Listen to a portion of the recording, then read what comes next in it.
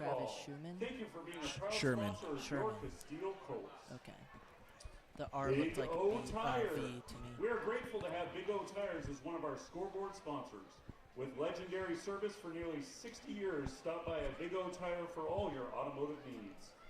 Let's go, Colts. Hello, everybody, and welcome to And thank you to our Joel platinum Worth scoreboard Stadium sponsors. here in Dukes of Queen Air. Creek, For your Arizona. heating, I am cooling, Jake and Brown. plumbing Joined with me needs. is Jack Bartlett. Michael Jack, it's Pollock great to Real be back Estate for another Investments. year of His goal is to build strong Casteel football here in week 2. We Barrow's got a Pizza. great matchup It between truly two is top a 25 family teams tradition. here in the state of And Arizona. Square As Wraps. Casteel If you takes can on think Queen it, Creek High they School. can create. Yeah, it should be a good Blue game between, 32 as you Sports mentioned, Grill. two really We pride ourselves prestigious on our schools fresh menu, in delicious food, and our in the state family-friendly for environment. football.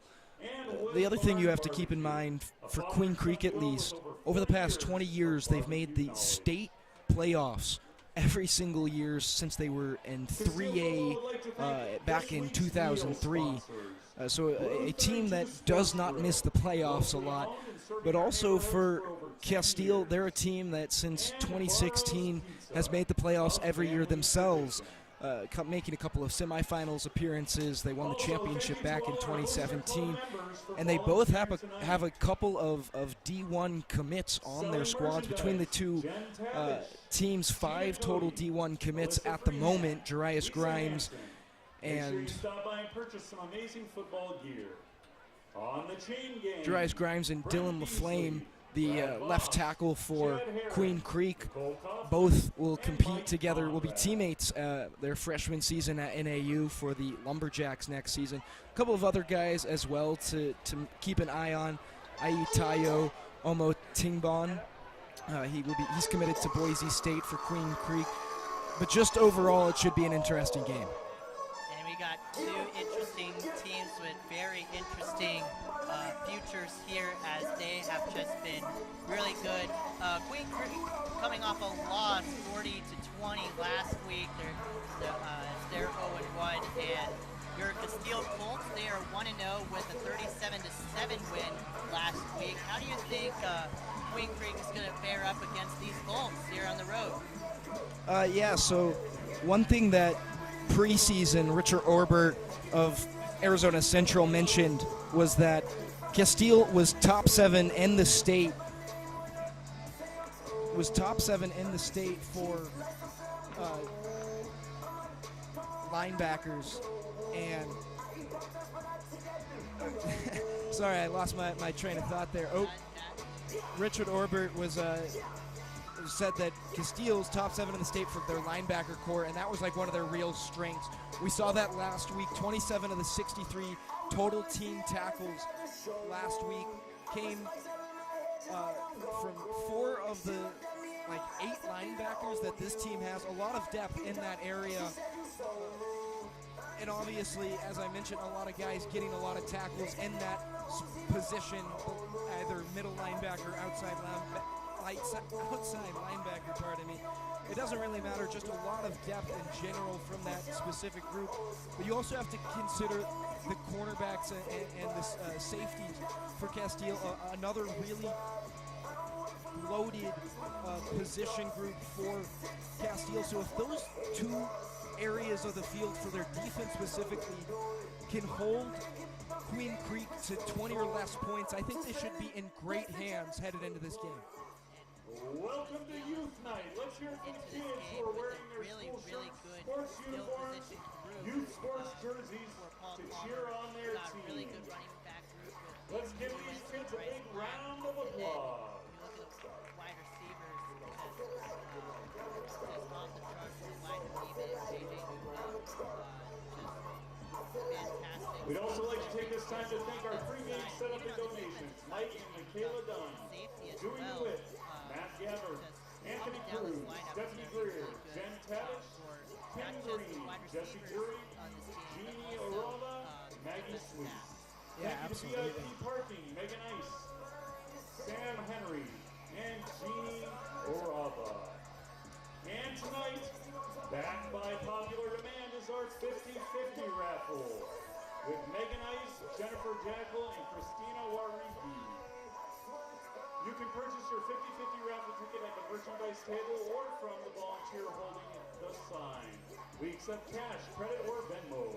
The 50-50 raffle winner will be announced at the end of the third quarter. Hold on to those tickets, and the winning number can make their way up to the announcer booth for their prize.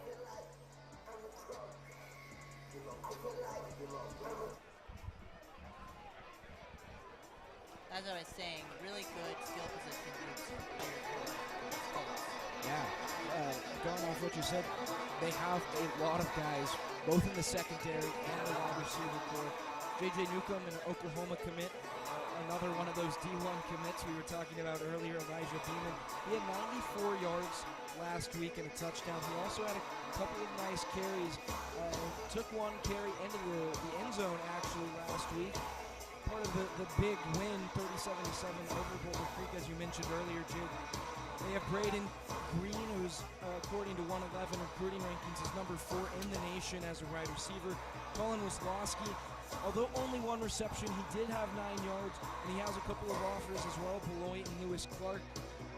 And you can't forget Jake Ice, a guy who they've used as a punt return and a kick returner guy a couple of times. Obviously, J.J. Newcomb and Jarius Grimes fill that spot really well for the team. But Jake Ice, a great role player for this team. And it's supplemented so well by the backfield with Bryce Black, Mason Lewis. And you can't forget the defensive line for this team. From top to bottom, just downright dirty. Quentin Sweet last week were really nice. He had a sack and 1 tackle. Simon Kelly with a couple of offers. Colvin Stockton and Arizona Christian, as well as Beloit, and he had 3 tackles last week. Josiah Switzer is a name to remember as well. Same with Caleb Balk. He had 5 tackles and a sack last week also. And you can't talk about the Colts without talking about their first-year varsity starter, Paul Palmer. He was a backup last year behind Landon Drury, who was fantastic for them last year. And he's coming in, and he had a really good start last week against Boulder Creek. He had 14 for 22, 148 yards, and a touchdown.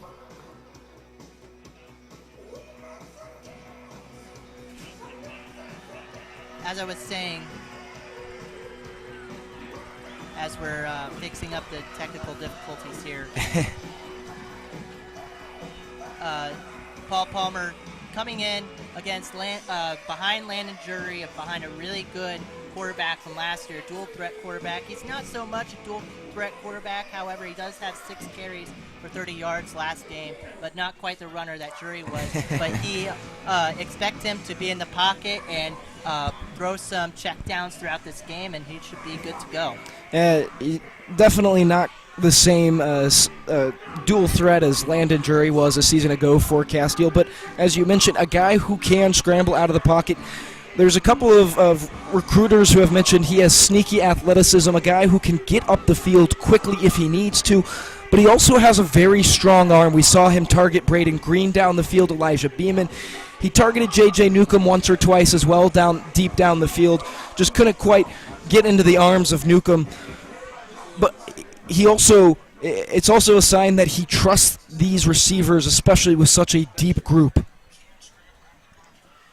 Ladies and gentlemen, please welcome to the field your Casteel Colts Honor Guard. As the Casteel Colts have taken the field, and we're about to get underway here as the national anthem is about to be played here at Joel Worth Stadium as the Casteel Colts take on the Queen Creek Bulldogs here at Joel Worth Stadium. We'll be right back.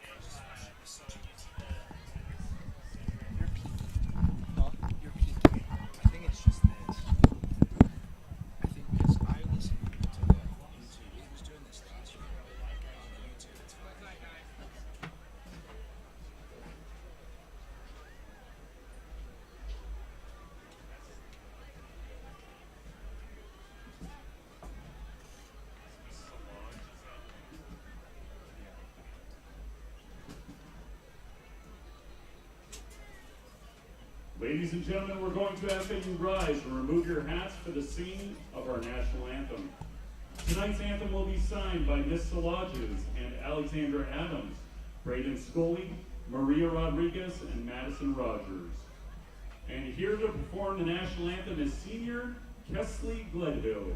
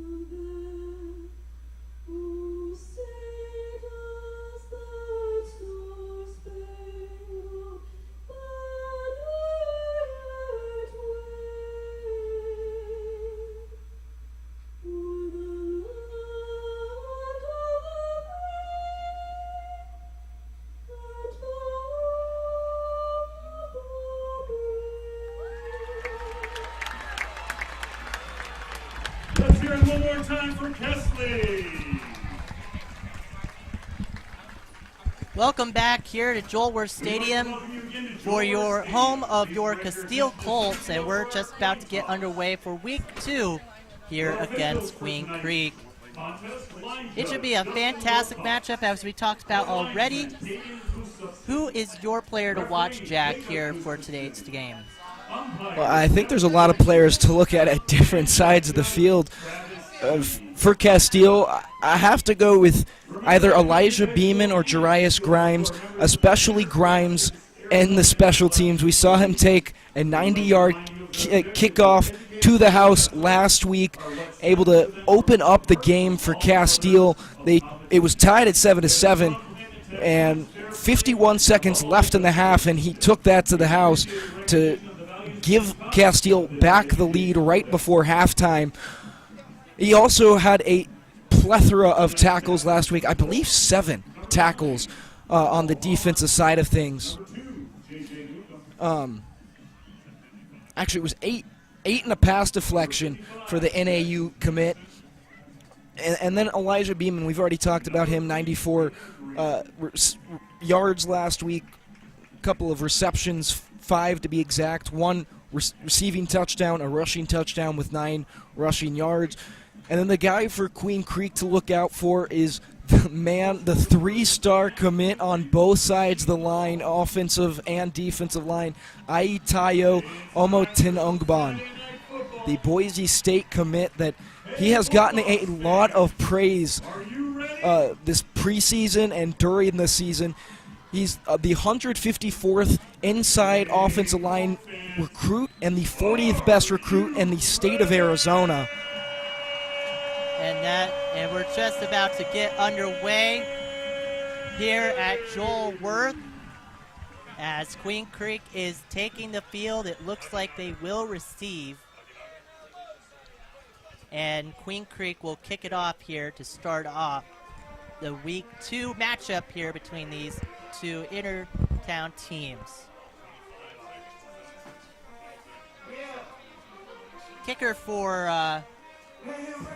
The kicker for Casteel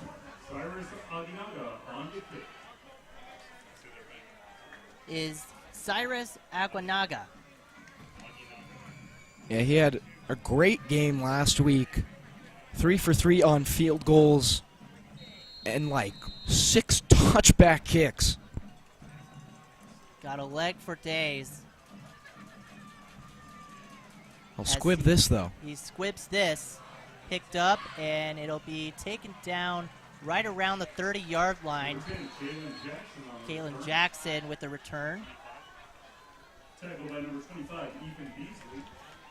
Easily tackles that. Beasley, one of those linebackers that is so crucial to a top 10 linebacker core in the state of Arizona, per Richard Orbert, as we mentioned in the pregame. So we take the field. It's Tate Reynolds is your quarterback for Queen Creek. ASU baseball commit and a Utah football commit. Well, he just has an offer. Throws over to the left side. Screen pass, gets a really good, decent yardage there. As Dane Howard receives that one for the first down. There was a lot I liked in that play. First, a great quick read from Tate Reynolds on the first play of the game. He sees the screen pass open, and then for Dane Howard, not only the explosiveness and the speed, but the strength to get the first down. Play action up the middle, and pass is deflected. That's Jarius Grimes for you. He has one pass deflection on the season. That's his second. Great awareness and able to read the field really well is Grimes, and that's why he's going D1 next season. Second down here at around the 42. He'll take it himself. Reynolds will. He's got good yardage and will be taken down just past midfield. Great elusiveness on the play. I mean, we've spoke to the athletic abilities of Reynolds a little bit, but showcasing it there himself. Has a rushing touchdown. He can't run. Got about 4 yards on that play. 3rd and 6 coming up. Here with 10:51 and counting. Hands it off and will be taken down. Looks like Drake Lewis. Tackled by number 51, Rocco Fatungiatau. Lewis got 3 yards on that play. A big stop for Casteel, making it 4th and 3 against an offense that seems to have a lot of rhythm early in this game. 4th and 3, and it looks like they're going to go for it. And why not? Early in the game, short yardage, past midfield into Casteel territory. I like the guts. Try to draw an offsides there. Reynolds takes its time. So just past the 10-minute marker. And they do kick it off. And that's going to end up into the end zone there. And it'll be Casteel ball at the 25. Definitely an interesting play. It's not typical you see a quarterback used as a punter. It looked like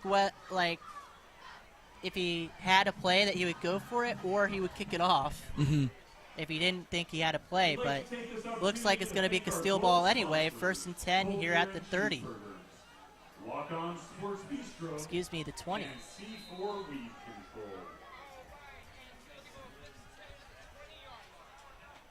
Peyton Palmer hands it off. It'll be up the middle, and a good, decent run there for Mason Lewis.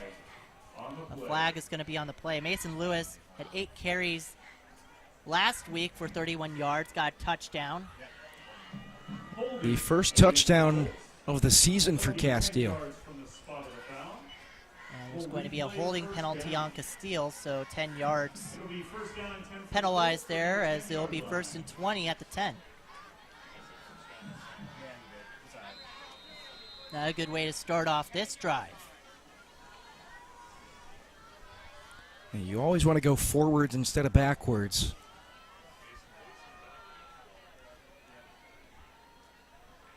Palmer hands it off. On the outside run, it's going to be a good, decent yardage of run there for Lewis. And he almost gets the first down there. I think that's about 17 yards.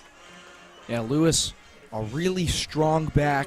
A great decision to cut to the outside there and make up a lot of lost yardage for the Casteel Colts. with second down. They rule it second and 6 here at the 24.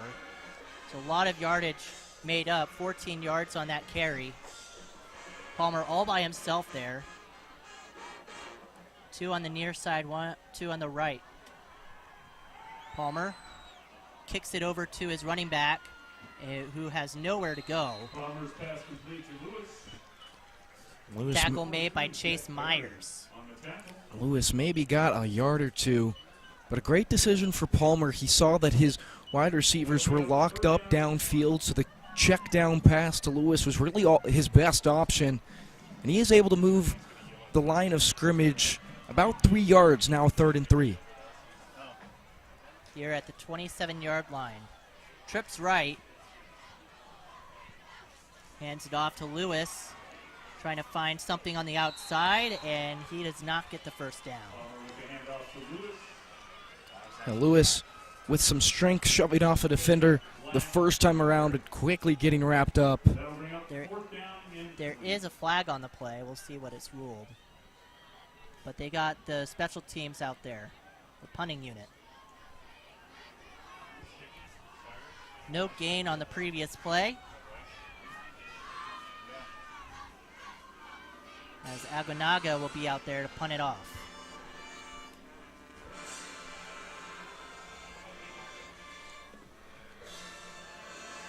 Punt will land right past midfield and will be picked up here at the 40 and taken down. I think that's about 7 yards there for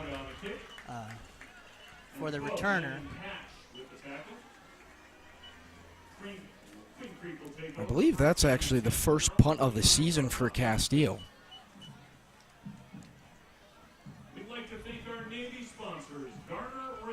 So Tate Reynolds and his crew will go out there for another drive, as we're just under 8 minutes to play here, as he hands it off to Lewis, who will get a couple of yards. J.J. Newcomb with the tackle.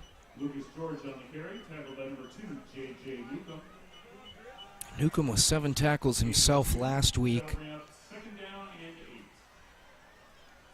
2 yards on the previous play.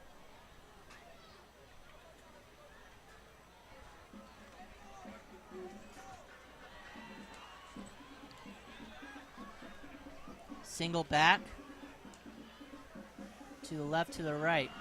Up the middle. And it looks like that's going to be a first down at the 40. At the Casteel 40. Yeah, great blocking for Queen Creek that time. Able to get Lucas George free right up the middle and move the chains. He had 12 carries last week for 72 yards. While that's a good game, he's looking for better this week and off to a hot start already. Just under 7 minutes to go here in the first. Hands it off once more, this time on the outside. Taken down for about 4 yards there. Yeah, George just couldn't quite get past the defender that time. Lucas George ran for 12 carries for 72 yards last week, and he's off to a really good start this time. 2nd and 7 here at the 37-yard line on the Colts side of the ball. Single backfield. Hands it off to George, who inside run gets a few yards there. George on the carry, tackled by number 99, Caleb Balton. Caleb Baldwin with the tackle. 3rd and 4 now. Case Grimmer coming into the game for Dane Howard on the far side at receiver. Grimmer had 17 reception yards last week with a touchdown. We haven't seen a lot of passing attempts for Tate Reynolds early on. So he hands it off to George, and he's going to take it himself. A misdirection play, and there's a flag on the field. He confused everyone. Confused us here in the booth. He had handed off to George so many times. Why not take it yourself?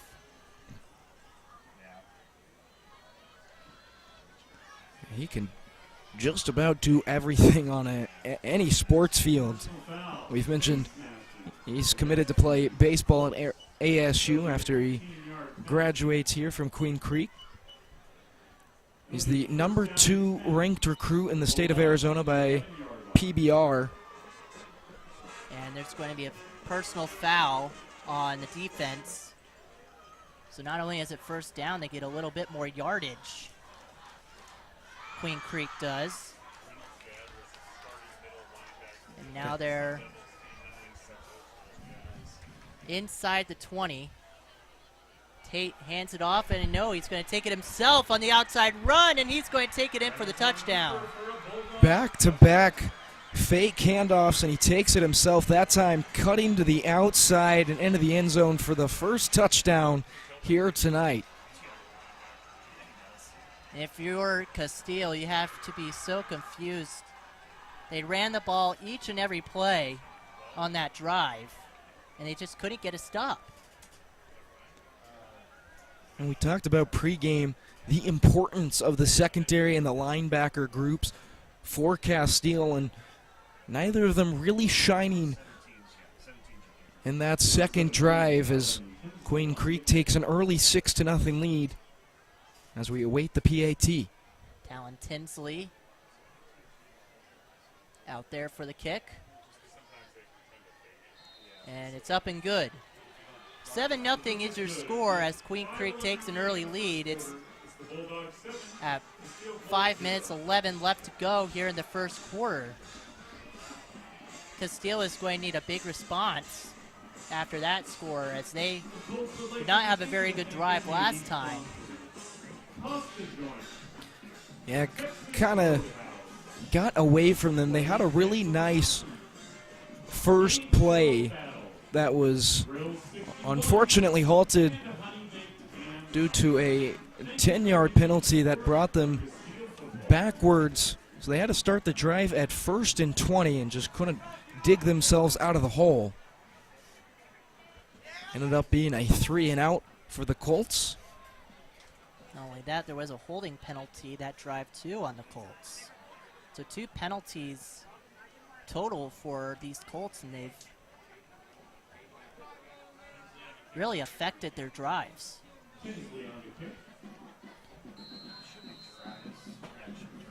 It is still early in the game, though. As this kick is way up there, Grimes will field it behind the 10, and he's going to try and go to the inside. He will be taken down at around the 15. Really interesting setup there by the Queen Creek special teams that confused the entire unit for Casteel. Yeah, Grimes just trying to do too much that time, going from side to side, and just not a lot going for him on the kick return, as the Colts are stuck at their 15. Palmer out there with a single back. Hands it off. And it'll be taken down. That was Bryce Black with the carry. Bryce Black on the carry. Tackled on number 5, Kate Pierce. Gets a few yards there. That'll bring us 2nd down and 8. 2 and 8. 2nd and 8, I should say.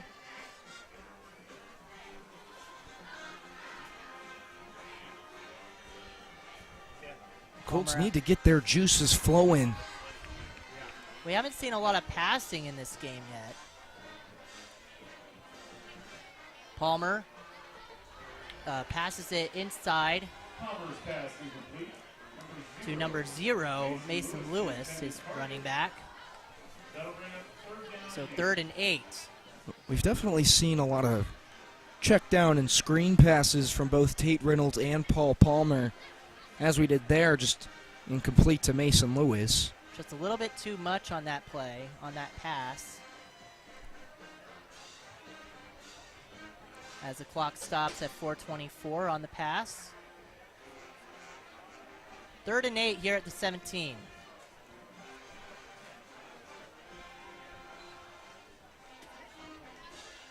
Hands it off to Lewis, who will only get a couple of yards there.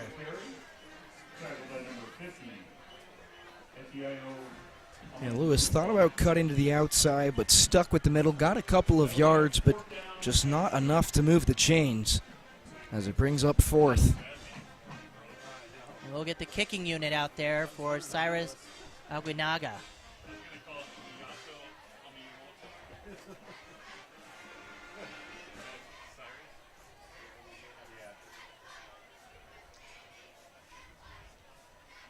Kick is up.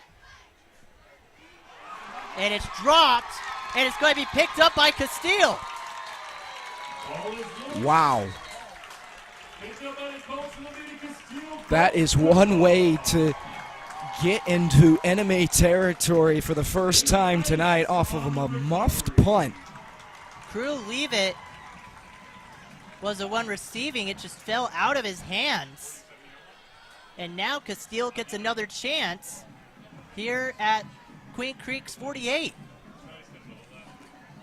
And what a nice reset for the Colts, who just got off the field, but now back and perhaps a little bit more energized after getting the muffed punt from Crew Leave It.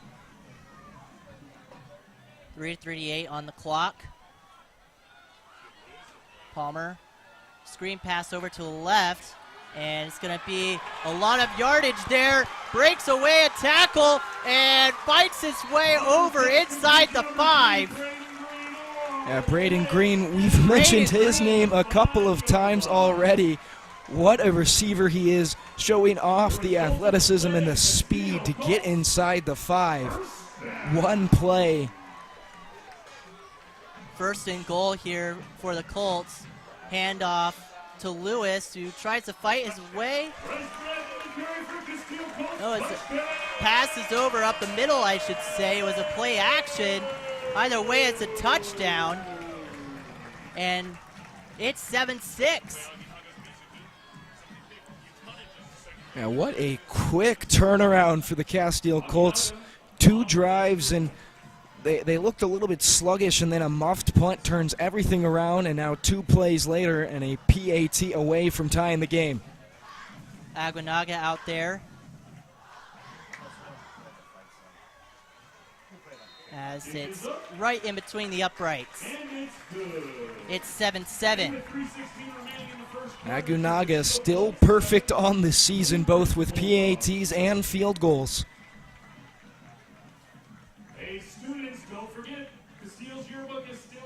Queen Creek will look to have their 3rd drive.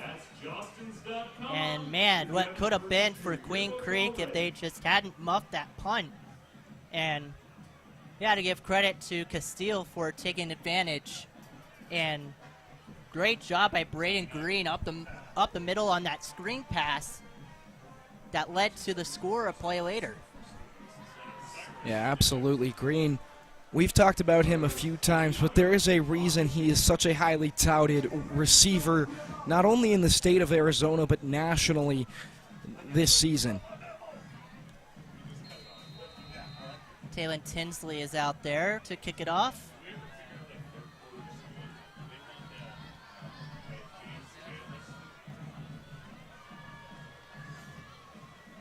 Here's the kick, and it is going to be a touchback. I should correct myself. It's Cyrus Aguinaga. Tinsley is the place kicker for the other team. That would be correct. We all make mistakes. It's all good. It happens. So we will start at the Queen Creek 20 here, as Tate Reynolds will look to try and score his 2nd touchdown of the night. And we'll see what the game plan is here. Will they stick with the run, both the quarterback and the running back, or will they try and pass this time? The run has worked really well. And they will pass up the middle. It's going to be taken down just before the first down, and I think they do rule it a first down. And it's Crew Leave It with the reception, the guy who just muffed the punt for Queen Creek. A little bit of redemption on his next play out on the field. Yeah, I have a short memory when it comes to things like that. So first down, 10 yards on the play. Will be 12 yards, I should say, on the play, as they're at their own 32. Hands it off up the middle, and they're going to get a lot of yardage on that. That is running back Lucas George, who will get a first down and then some, and will be tackled around midfield. Already off to a very strong game. Not just that, but the entire rushing game for Queen Creek. Tate Reynolds was able to take it in himself for the first score of the game. Lucas George adding a plethora of yards in the backfield. Hands it off to George once more, cuts outside, and will be brought down. Looks like about 6 or 7 yards on that play. Yeah, able to get just past the 45. Looks like it may be the 44. 2nd and 4 they rule.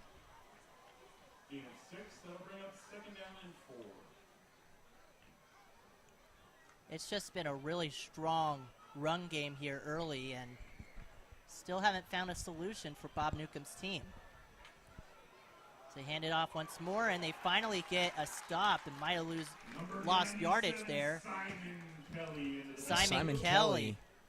No gain on the play. 3 tackles last week.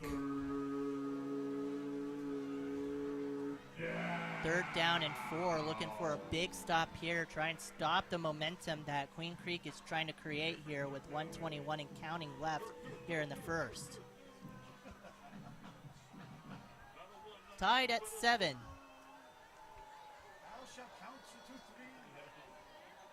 Reynolds steps back. He's going to roll to his left. He's going to throw it, and it's going to be incomplete. J.J. Newcomb locked up the receiver crew, left it so well. Another pass deflection for him on the pass, and they get the stop that Casteel so desperately needed. 4th and 4 here, and they had an interesting play last time on 4th down. The Queen Creek did. They kicked with their QB.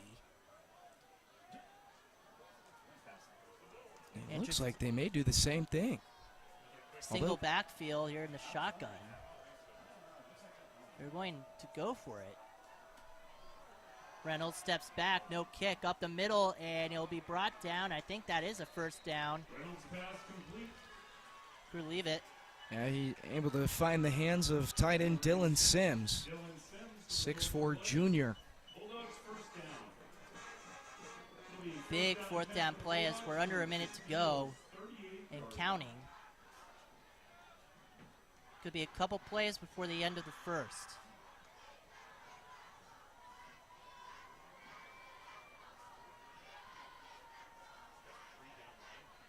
Travis Sherman being really aggressive with his team and eating up clock as that run will go up the middle for George. George on the carry, met by number 8, Porter Del Nos. I should say Gain of number 2. 8, That'll bring up 2nd down and 8. as it only goes for 2 yards.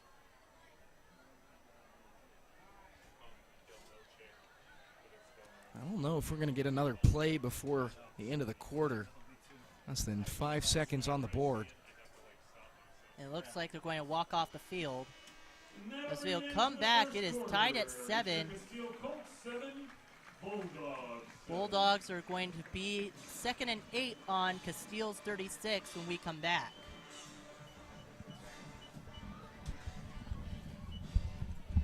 Casteel Colts would like to thank scoreboard sponsors Rock Point Church, Gillette Group, Bingo Tire, Dukes of Air, Michael Pollock Real Estate and Investors, Barrow's Pizza, M Squared Wraps, Blue 32 Sports Grill, and Wood Barn Barbecue. Without your support, we wouldn't have the successful football program that we do.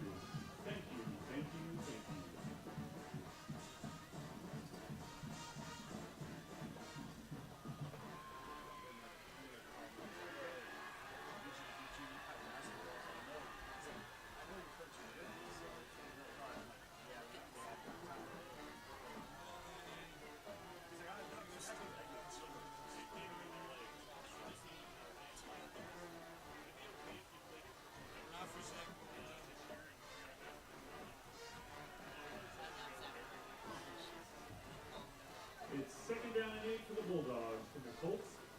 6-yard line. We're back here, 2nd and 8 on the 36 as this was passed over the head of what looks like Dylan Sims. Had a flea flicker play there. That'll bring up And it's going to be 3rd down and 8 here in Casteel territory, and Casteel needs a huge stop, as this would be 3rd and long. If they can get a stop here, limit the yardage, it would be 4th and 8, and it would be have to make a decision whether or not Queen Creek would go for it, as they're going to pass. Well, will be brought down. Reynolds will. There's a flag on the play on the right side. Got a few yardage there. And we'll see what the penalty is. we have a flag on the play. Holding against the Bulldogs. They'll be holding, and they will decline. And they will redo the play here. 4th and 9.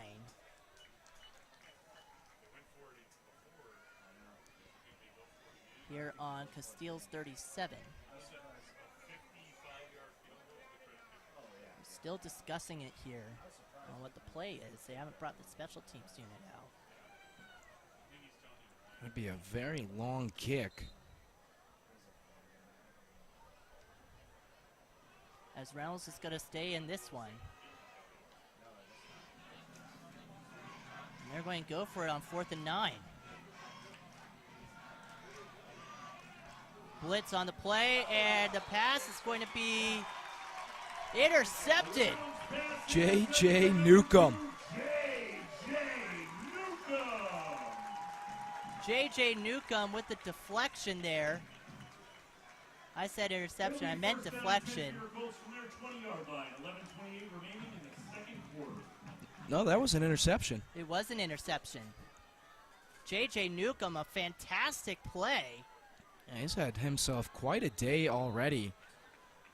He's shown us some lock-up defensive coverage, and then, well, I mean, right there's some lockdown defense again, but the interception is a nice cherry on top.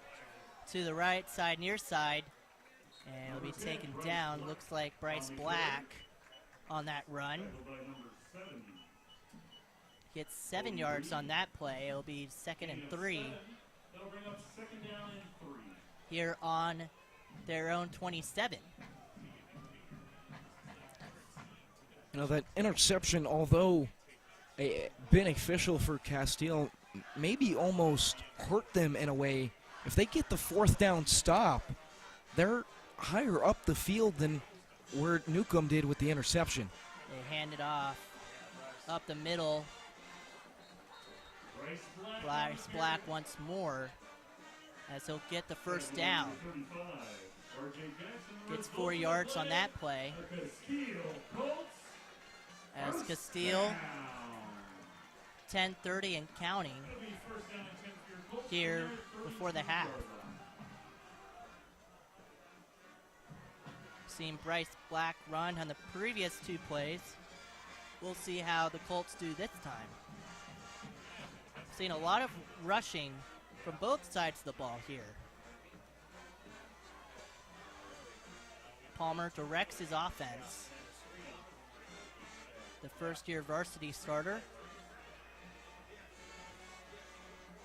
So you throw it to the far side, and it's going to be juking out, and long play there as Connor Weslowski with that play going to the left side. Yeah, Weslowski with 9 receiving yards last week, seemingly almost more in 1 reception here tonight. 1st and 10 here at their own 48. As a timeout will be called by Queen Creek. First timeout of the night. For this stoppage in time, we'd like to introduce you to the 2023 As the time will stop at 9:56. Here is at 7-7. What has really been We're looking at these two teams. What's really stuck out so far here in the first? We have to talk about the rushing game. As we've both pointed out a few times already, that has dictated both offenses through most of the first half already. But the other thing to point out, the secondary for Casteel is really starting to show up, namely J.J. Newcomb. He's got a couple of pass deflections, obviously the interception on the last defensive drive. And you also have to factor in Jarius Grimes has been pretty locked down himself in that safety position. First down here at the 48, here with 9:55 to go in the half. Friday Night Lights here in Queen Creek, Arizona at Joel Worth Stadium. Paul Palmer will hand it off over on the near side. Gets a lot of yardage there, breaks free right before the 30. As that's Bryce Black once more. Seeing a lot of him this drive. Yeah, Black doing a great job of dictating the offense right now.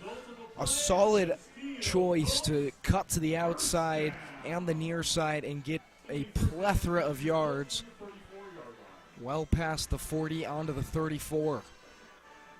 Single back formation as they hand it off once more, and the blitz just ate up Bryce Black. Queen Creek had 4 tackles for loss last week in a 40-20 loss. Here with another tackle for loss that may, in the long run, help them out. 2nd and 11 here at Queen Creek's 39. Just a reminder, we submit half the proceeds for 50/50 raffle. With the people 3 wide receivers to the left. As Palmer directs his offense. Getting 2 more stops would be crucial for Queen Creek.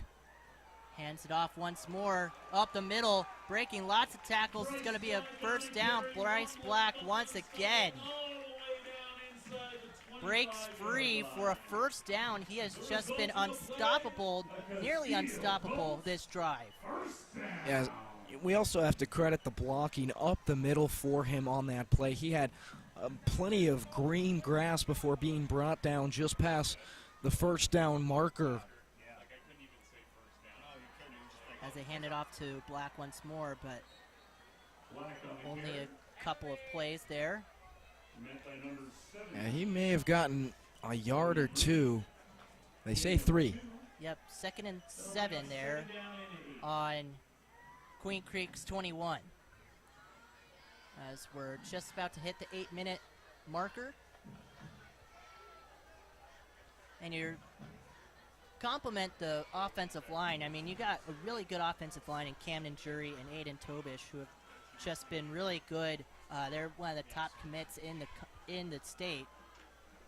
Palmer over to the near side on the screen pass up the middle. Yeah, Jake Camden Weiss.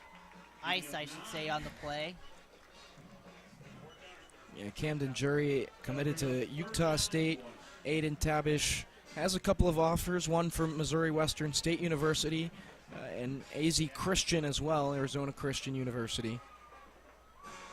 Coming from Sioux Falls today, he had an offer from Augustana. As there's a pass over on the left side as Palmer broke free out of the Braden Green with the catch, and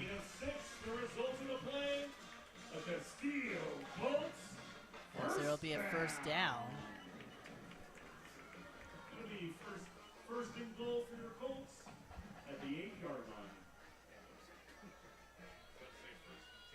line. Here on the 8-yard line, 1st and goal. Queen Creek has just been struggling trying to stop whatever Casteel has been trying to do there on offense. They hand it off once more, outside run, and Lewis, first time we've seen him this drive, he's going to go the outside and score his 2nd score of the night. And this time it's for the lead. Yeah, Lewis, a strong back, especially near the end zone in a red zone situation. He has 2 rushing touchdowns in the red zone this season. First time was to open the scoring in week 1 against Boulder Creek. Now here to open the game up as they lead 14-7. Aguanago makes the extra point. 6:35 left as Queen Creek will get the ball. As Aguanado will go on the other side and kick it off. Gotta give credit to Bryce Black on that drive. Even though he wasn't the one who ended up scoring, he got a really good chunk of yards. I believe he had 4 carries that drive, and they were all back-to-back. Yeah, absolutely. Bryce Black looked phenomenal. We talked about it a few times during the drive that he really dictated and carried the offense, no pun intended, but he was the one who got them pretty much the length of the field, and obviously courtesy to Mason Lewis for getting in the end zone, but it was Black who did the bulk of the work. Aguanaga to kick it off. As Crew Leave It will That's another touchback. let it go for a touchback. First down and 10 for the Bulldogs from their own 20-yard line. 1st and 10 on the 20. As we'll see how Tate Reynolds and his offense, do they change it up a little bit with 6.5 minutes to go in the half, or do they keep going with the run? I mean, they're down 14-7 right now, so not too much panic, but definitely not a lot of offense that they've been able to produce thus far in the first half, so maybe we see a little bit more passing mixed into the game plan. His last pass was caught by J.J. Newcomb on a 4th down play as they'll hand it off, and a run will be to the left side, near side, for Lucas George. Number 25, Ethan Beasley. I should correct myself, Ethan Beasley. Well, Beasley's a linebacker for Casteel. He was the one on the tackle.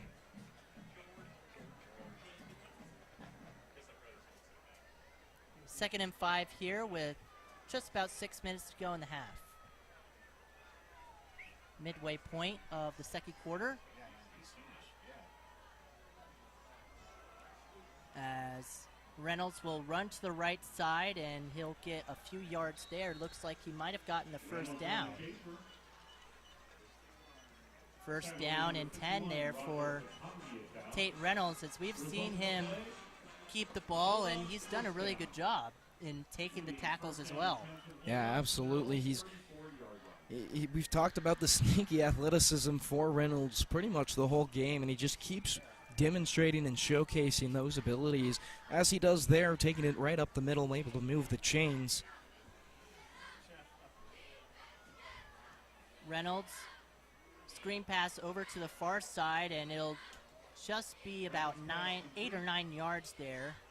I believe it was Quentin Miles with the reception. Darius Grimes with the tackle. That'll bring up 2nd down and 5. 2nd and 5 here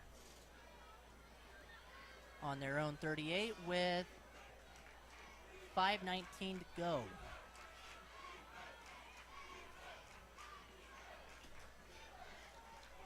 Palmer hands it off, or Reynolds, I should say, hands it off. Number 97, Simon Kelly. Just a couple of yards there. Loss I believe of that's 2. Lucas George with the handoff. Gotta give credit to the offensive lineman, Aitayo Omotin Ugban. We've talked about him a little bit, but really good job of getting a couple of blocks upfield, although a loss of yards. There was a loss of yardage there. It's 3rd and 7 here with 4:40 to go and counting. You have to have to pass the ball with about 4 minutes to go before the half. And Queen Creek's going to get the ball, or excuse me, Casteel's going to get the ball. As the pass is up the middle, and a huge tackle, and there's lots of flags on there. It might be personal foul. Yeah, you have to think after a huge hit like that. J.J. Newcomb with a big hit, and the refs are all over that one.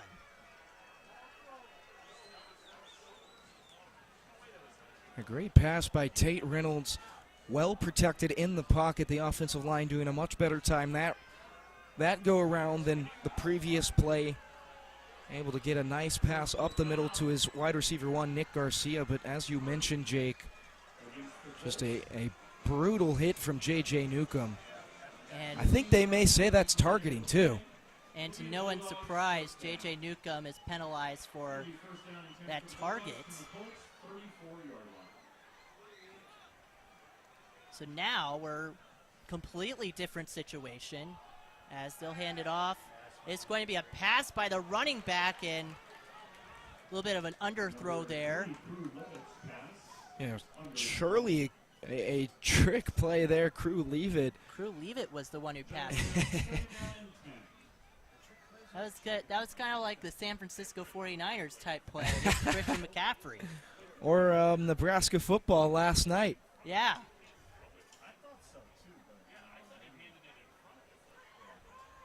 So 2nd and 10 here at Casteel's 34. Huge hit brings Queen Creek into Casteel territory as they'll hand it off up the middle, and it's going to be George, who will get a few yards and then some. He kept going. Yeah, refusing to go down on that play. Just shy of the first. It was kind of like a Marshawn Lynch type run up the middle. You just can't bring him down. 3rd and 3, 7 yards on that carry. I love the comparison because George in this game has used his strength to his ability for the entirety of the first half. And you know me, I'm a big Marshawn guy. That's my guy right there. And it's going to be Reynolds who keeps it himself, and he'll get the first down. Reynolds on the quarterback, keeper straight ahead. You must be a big Skittles guy then too. I am a big Skittles guy. I was a big Skittles guy before Marshawn had his endorsement. So it's the first down after Reynolds kept the ball at the middle. As we're under 3 minutes here, just before the half. And man, it's just been a game of runs. And say that about basketball, but you can say this, a game of runs here with as the Bulldogs will try and get on the same page here and take a timeout. Yeah, great decision. You have just under 3 minutes left in the half. 1st and 10 situation, you're down by a touchdown. You want the offense to be on the same page completely, and they have the opportunity with a timeout there. Right, you don't want to go into a play with the clock running. Not knowing what's going on. So they're going to try and get on the same page, and for Casteel, it might have been a good timeout for them as well to probably just get some water and breathe a little bit. Yeah, it's nice to get some air, to talk things over with the coaches, especially after a big personal foul that happened just a few plays ago, so that they can also get on the same page and take a deep breath. You have to wonder with the penalty on J.J. Newcomb how his dad's going to react after the game. Well, knowing Bobby and how competitive the Newcomb family is, I'm sure he's not pleased or impressed at the big hit from J.J. May look cool, but that's a run to the left side. It's going to be eluded over one of the safeties there. George just jumped over one of the Casteel defenders. Had a big run there, shows his elusiveness. We've been talking about how strong he is. We haven't talked about how good of an elusive back he is as well. Yeah, definitely. Strength is a big plus to his skill set, but showing off that he isn't just a big running back or a strong running back, but he's also, as you mentioned, Jake, elusive and sneaky, hurtling over the Casteel defender inside the 5. And Casteel's going to take a timeout and try and get a breather 2 plays in a row. We've just seen, and that was a play that Queen Creek needed. They got a big break on that penalty on JJ with the personal foul, but they also, as it would have been a first down anyway. But that big play on the run, as we are heading to almost the 2-minute warning here, 2:16 left to go in the half. It's just been, they needed that with Casteel, and Casteel, even if they score, even if Queen Creek scores, they'll get the ball in the second half to start it off. So they'll have 2 drives in a row to try and at least get something, to try and at least get the lead.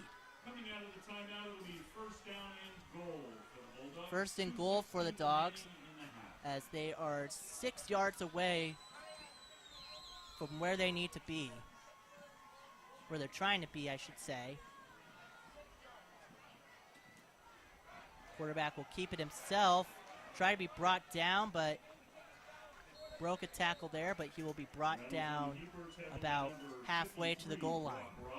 Yeah, he was able to get past the arms of Simon Kelly, the 6'4", 230-pound senior.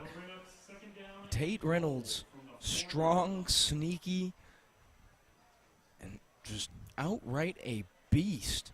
We've talked about how athletic he is, getting an offer from Utah and then committing to ASU to play baseball, which, in our opinion, I think is the right school. As we're both ASU students, as they're going to run it up the middle, and they're going to say it's short. A great stop for Casteel right at the goal line. 3rd down coming up. And this is a big stop right here. The next 2 plays, we're about a minute left. Keep in mind, it was a rushing play, so the clock's still ticking. Right. 1:05 left to go and counting.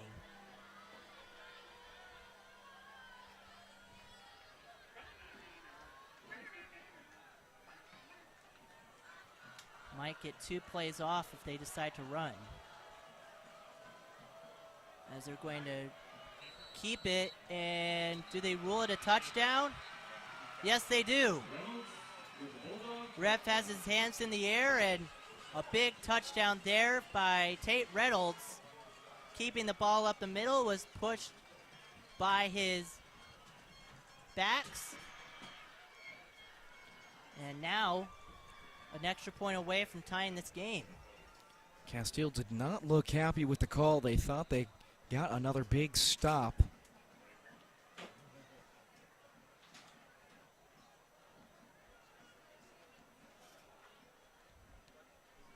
Alan Tinsley to try and tie up this ball game with 46 to go.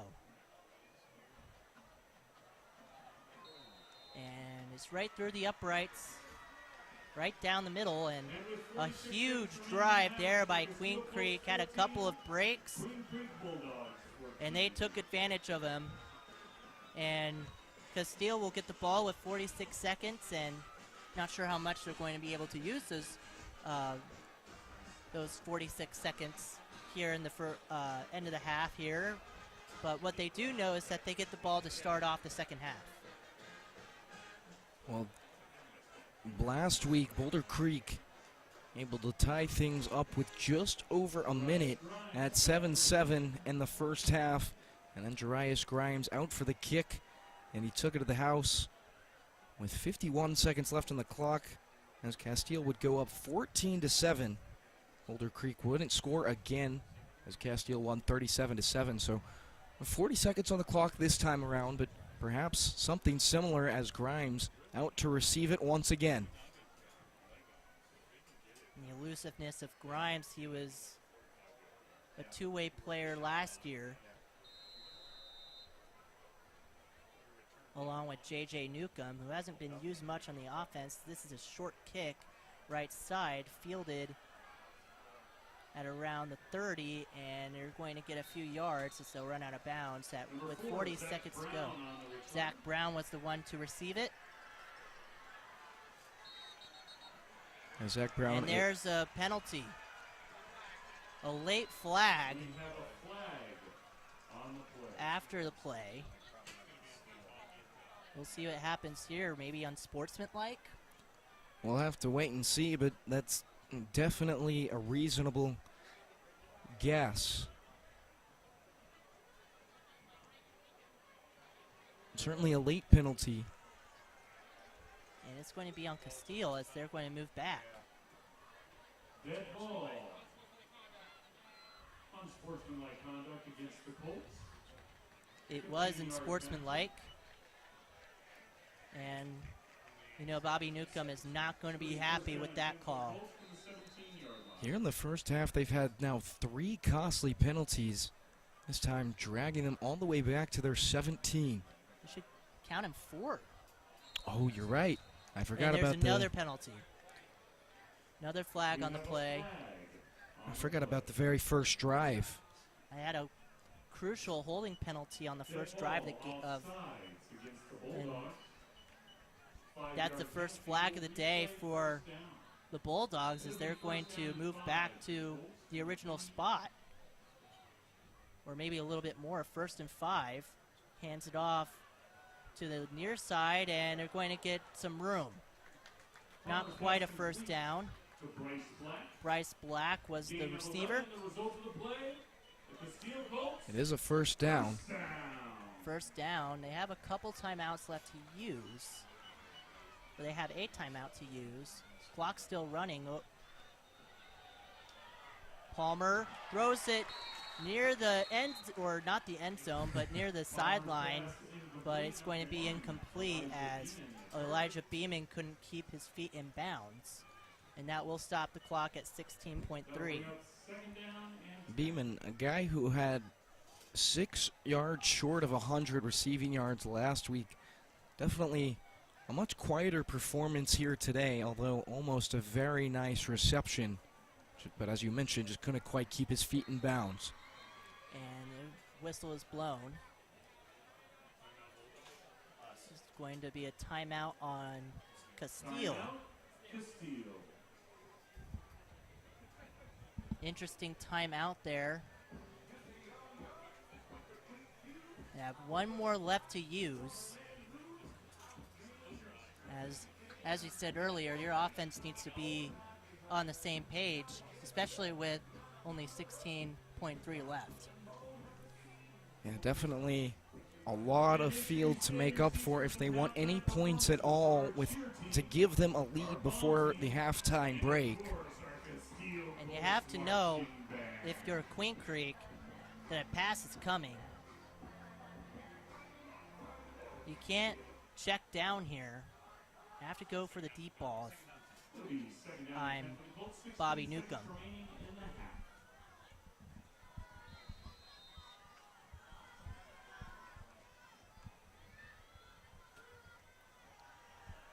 Palmer throws it deep near the sideline and just out of the reach of Elijah Beeman. Yeah, Beeman with a nice route right downfield, but Palmer just couldn't quite ring up the hands of Beeman. So we sit at a 3rd and 10 now. 3rd and 10 with 11.2 left to go. Tied at 14, but Casteel does get the ball back in the second half to start it off. They got 4 wideouts as they are going to hand it off. They're going to go up the middle. It's going to be a big run, and it's going to be brought down at the 45 with 3.6 to go. Casteel immediately calls a timeout. I believe that was Bryce Black. Yeah. Yeah, Black able to get it just shy of the 50. Black has had an incredible game here in the first half. Yeah, we talked about this was a few drives go at this point, but took it almost the length of the field, and then Mason Lewis, obviously with the rushing touchdown to give Casteel their first lead of the game at 14-7. There's a few other drives he's been able to cut either the outside or the inside and take it quite a few yards, as he was this time. What does fifth-year coach Robert Newcomb have up his sleeve for the final play of the first half? Here at the 47-yard line on their side. They got 5 wideouts, I believe, 4 or 5. Got 4 with a single back. We'll move trips right.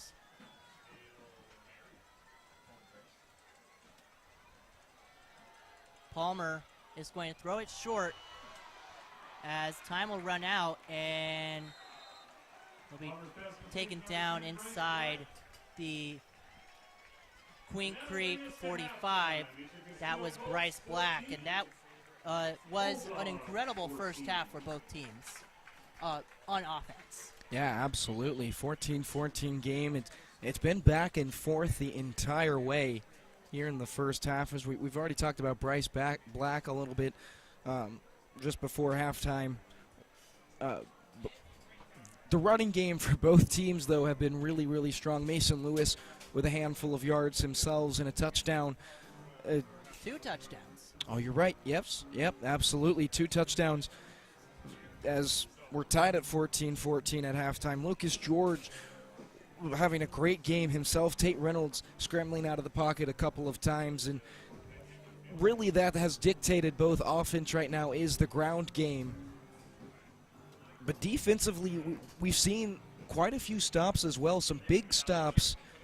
But what's really getting to Casteel at this point, the 4 big penalties that have kept them in the way of themselves, honestly. And we are going to take a timeout here, and we will come back after the half.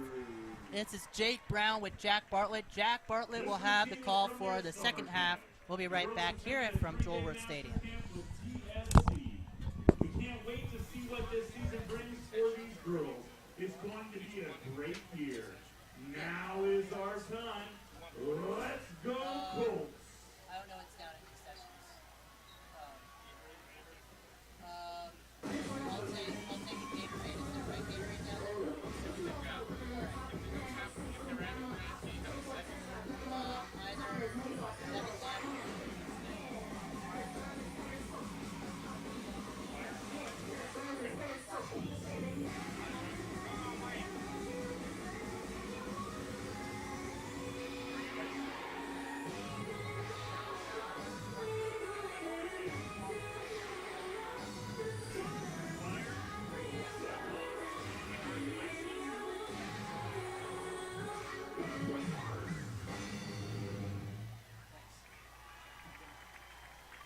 Let's hear for our Casteel Colts Varsity cheerleaders.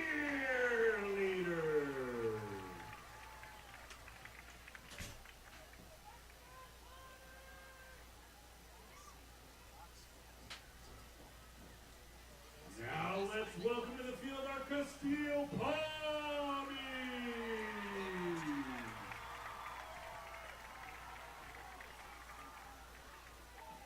The Casteel Palmies are performing a routine choreographed by 3-year Varsity juniors Daphne Marr and Kinsley Norton.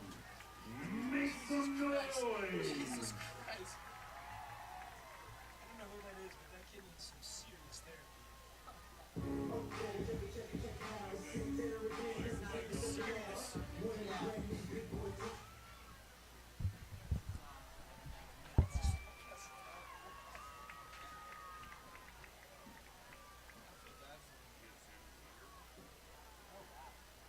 Got 3 shutouts going on in our section.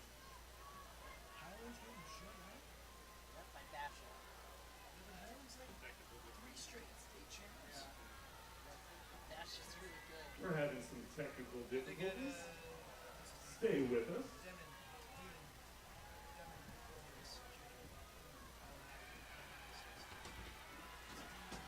While we change up the music, Choir is selling $5 glow-in-the-dark bracelets that say Casteel Colts on them. All those bracelets that you purchase will support Casteel Choir. They're for sale down by the concession stand. That would be a, Now, once again, Ethan let's Schmidt. hear for your Casteel but Colts he's- pomade!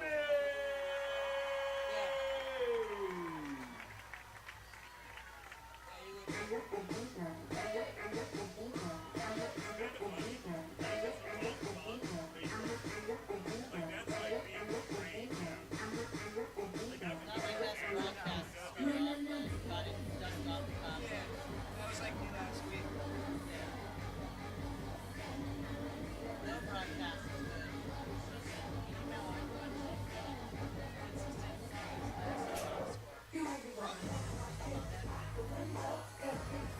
How much do you bet that Jacob is best?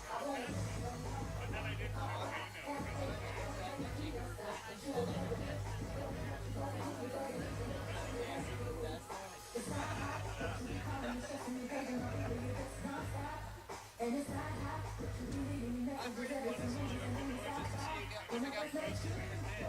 Yeah, which one was it? There was like 2 years ago, I was like, oh, you back for that chicken. There was a chick who was like, hit me up, and I'm like, oh my god. I'm like, what? There were so many guys who were like, you know, they're like, oh, this, and I'm like, yeah, that's fair. That's fair. Actual, was it actual, Okay, well, I mean, like, yeah, it was a laugh, and I'm like, this is like not like, oh, you mean like an ice cream? No, not like an actual thought. okay. I was just like, I want to do something. Let's funny. hear for our Casteel Colts pomade! Why not? Why not? Because I want to see the reactions. I've written some before that, as a joke that never got posted, and I always put something in it. I don't want people to, because if I say downtown, most people are going to know who I am. Yeah. That's the way I write. Here they come. Please welcome to the field our 2023 Casteel Colts Marching Band. Under the direction of Drum Major Gabrielle Van Arsdale. The marching band director is Mr. Nathan Johnson. Color guard instructor is Miss Jordan Boover. Percussion instructor is Mr. Bryce Childers. And our visual music instructor is Mr. Dylan Moreno. Born in the 1980s, and one of their original hard rock bands, Metallica has been a musical force whose influences can still be heard today. Once again, enjoy our opener, Enter Sandman. Yeah, we got 3 more games. It was a big win because Cleaver's trying to take it as his spot. And I'm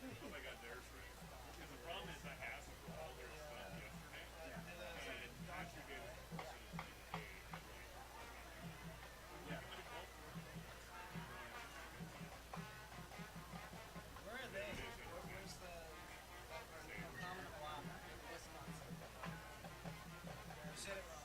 Wisconsin. No. I did say common a lot.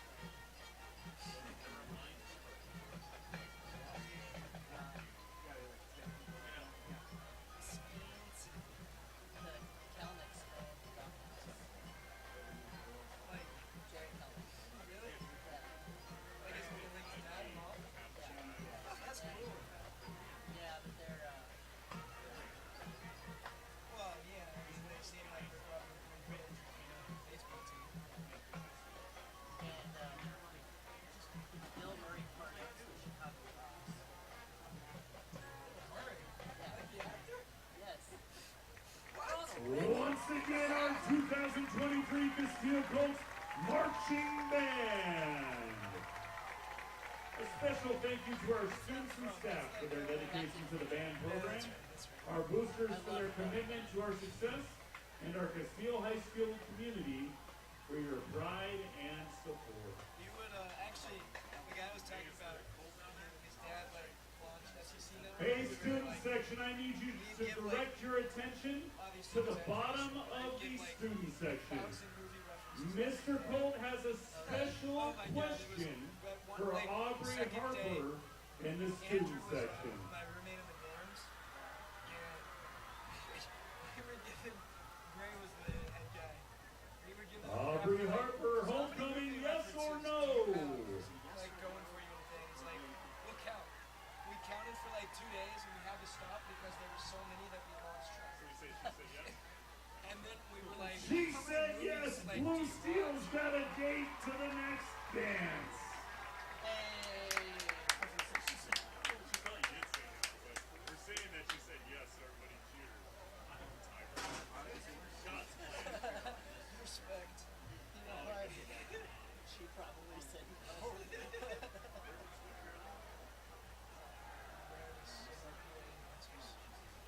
These are 15 Oh, they need egos. They need egos. I needed an ego back in Yeah, facts. That's what I'm saying. sophomore. That's what I'm saying. Some of these 15-year-old boys need an ego. The next dance should be homecoming. Because they have homecoming early. Like Anything she probably said yes. mine was in like the middle of October. That's all good. Thank you. You got it. This was always in September. Like every year this is. So Casey K might have a opening next year.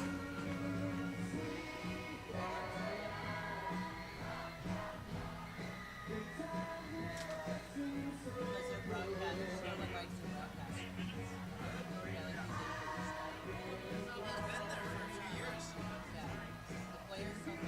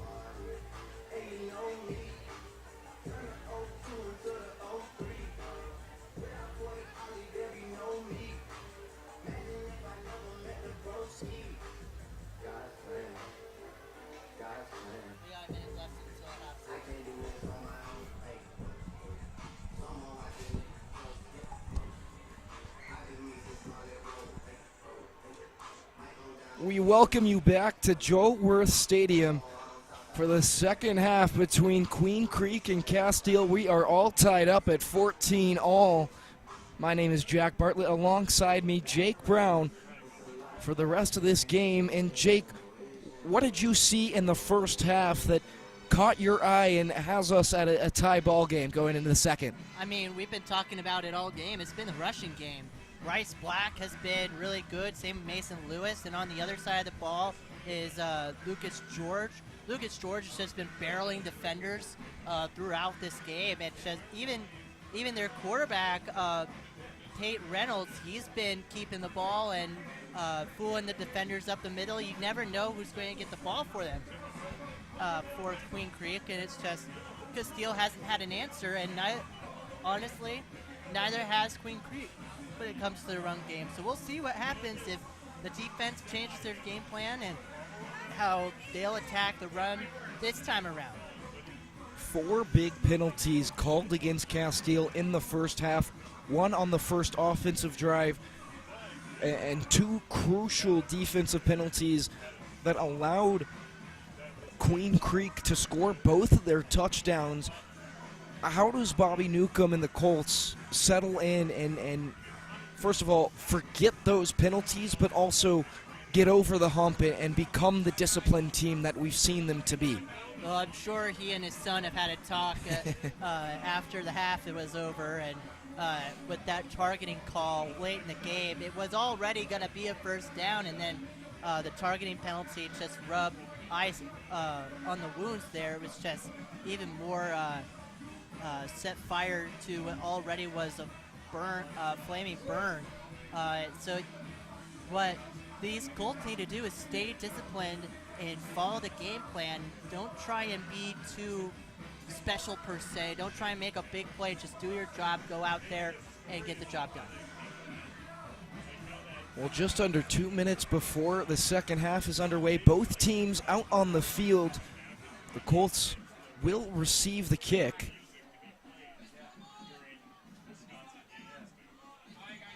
We saw a late passing game here on the final drive, and Paul Palmer couldn't connect a couple of times with Elijah Beeman, but there's really good coverage by the secondary, especially the cornerbacks that we've seen. And we'll see how this drive continues here. It'll be Talon Tinsley kicking off for the Bulldogs. Jarius Grimes back to receive the kick. We saw him take it 90 yards into the end zone last week. We also saw the Colts explode for a bunch of points last week as well. So we'll see if the Colts are just a second half team here. Yeah, they only had 14 points in the first half. As the kick is underway, Mason Lewis will receive it. Going inside, he'll be brought down just past the 35, shy of the 40. And it'll bring the Colts offense back onto the field with Paul Palmer. Shave 6 seconds off of the clock at the 37. Even though it wasn't a great return, it gets into really good field position. Bryce Black in the backfield for Casteel. Braden Green over on the near side. Black cutting on the outside. He's got a couple of blocks. He'll be shoved right out of bounds. A flag flying onto the field. He got a couple of yards. We might see a few more added on after the play. And the flag was thrown right after that tackle on Bryce Black. It's going to be on the offense. So never mind. It's going to go the other way and push Casteel backwards. Second and 18 coming up from their 30. So that's now the 5th penalty of the day for the Colts, and It was on the first play of the game, or of this half. Palmer snaps it. Screen pass to Black, trying to juke a defender out, and he will be locked up. A tackle for loss for Queen Creek. Second down and long coming up for Casteel.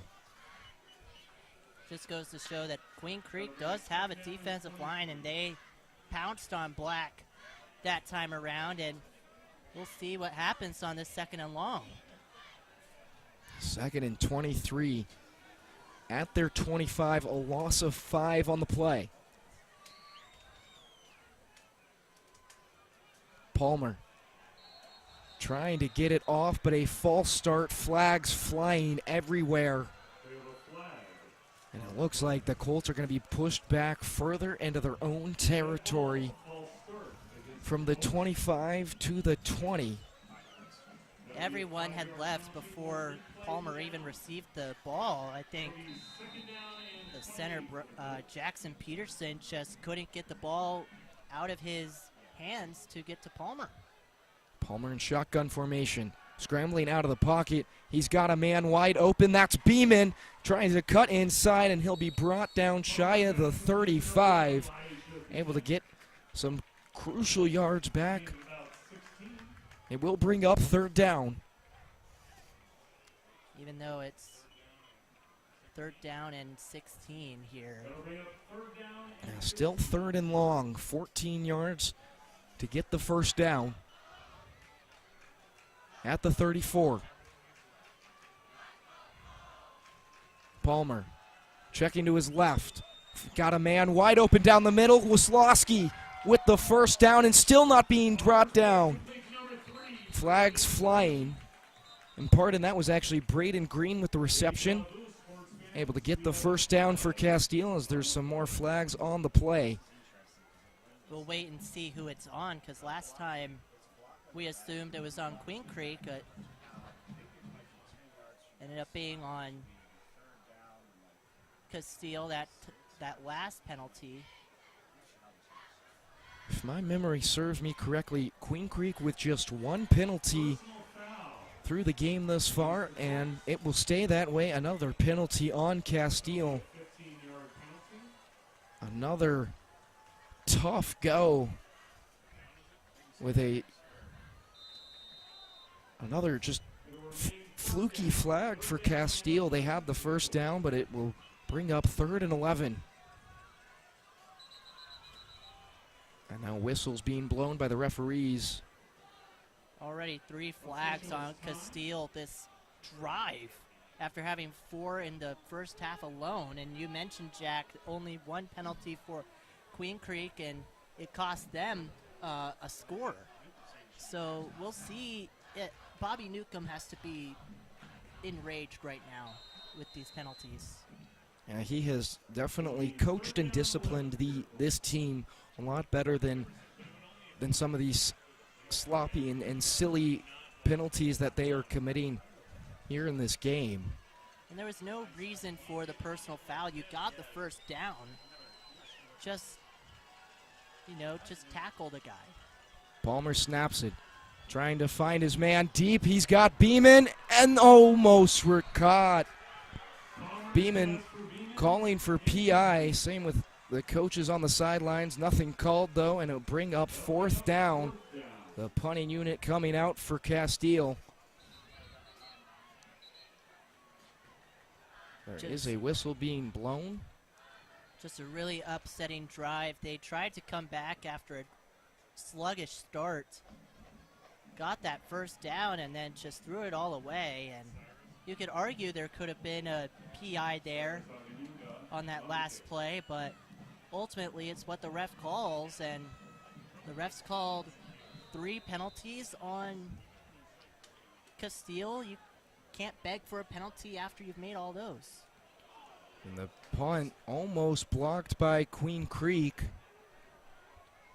The returner will back away from it, not to jeopardize another muffed punt for Queen Creek. This will be brought down all the way to the 10, pardon, the 9. for Queen Creek as they get us started offensively.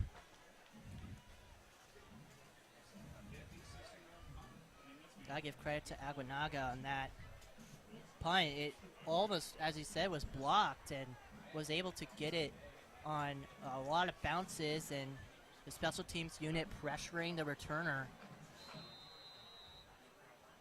Crew Levitt. Now deep in their own territory are the Bulldogs. This is handed off to George. He'll be stopped at the line of scrimmage. No gain on the play. 2nd and 10 coming up. I know it's only one play, but that was a lot better defensively for the Colts on the run. They've just struggled with the run the entire first half, and just to get a no gain on Lucas George should be a win. There's actually a loss of 1. 2nd and 11 coming up. Reynolds hands it off to George. He cuts to the outside. He'll be brought down. A gain of 1, maybe 2. It will bring up 3rd down. And it's actually a gain of 4, 3rd and 7 coming up as the clock ticks to 8 minutes. This is a big 3rd down, even though it's early in the half. We're 8 minutes left here, 4 minutes into this half, and you got to get a stop. You can't let Queen Creek get some momentum after those sloppy offensive penalties the last drive. Reynolds snaps it, surveying the field. He's got a man wide open down the middle. It's caught. That time by Nick Garcia. Looks to be just shy of the 1st down. We've seen Queen Creek go for it on 4th before. Will they do it again? And it looks like they won't. This punting team coming onto the field for the Bulldogs in a 4th and 1 situation. It's not worth it deep in your own territory on 4th and 1. But we've seen Queen Creek pull some trick plays out there, whether they have worked or not. So we'll see what Travis Sherman has up their sleeve, and going to take a timeout. And speaking of the head coach for Queen Creek, Travis Sherman, he's had quite the success in his 9th year with the Bulldogs. A 67-22 record with Queen Creek. That's good for a 72.5% winning percentage as the head coach. He's in his 13th year serving as a coach for Queen Creek. So definitely knowing what he is doing with these trick plays and knowing when to punt and when not to punt.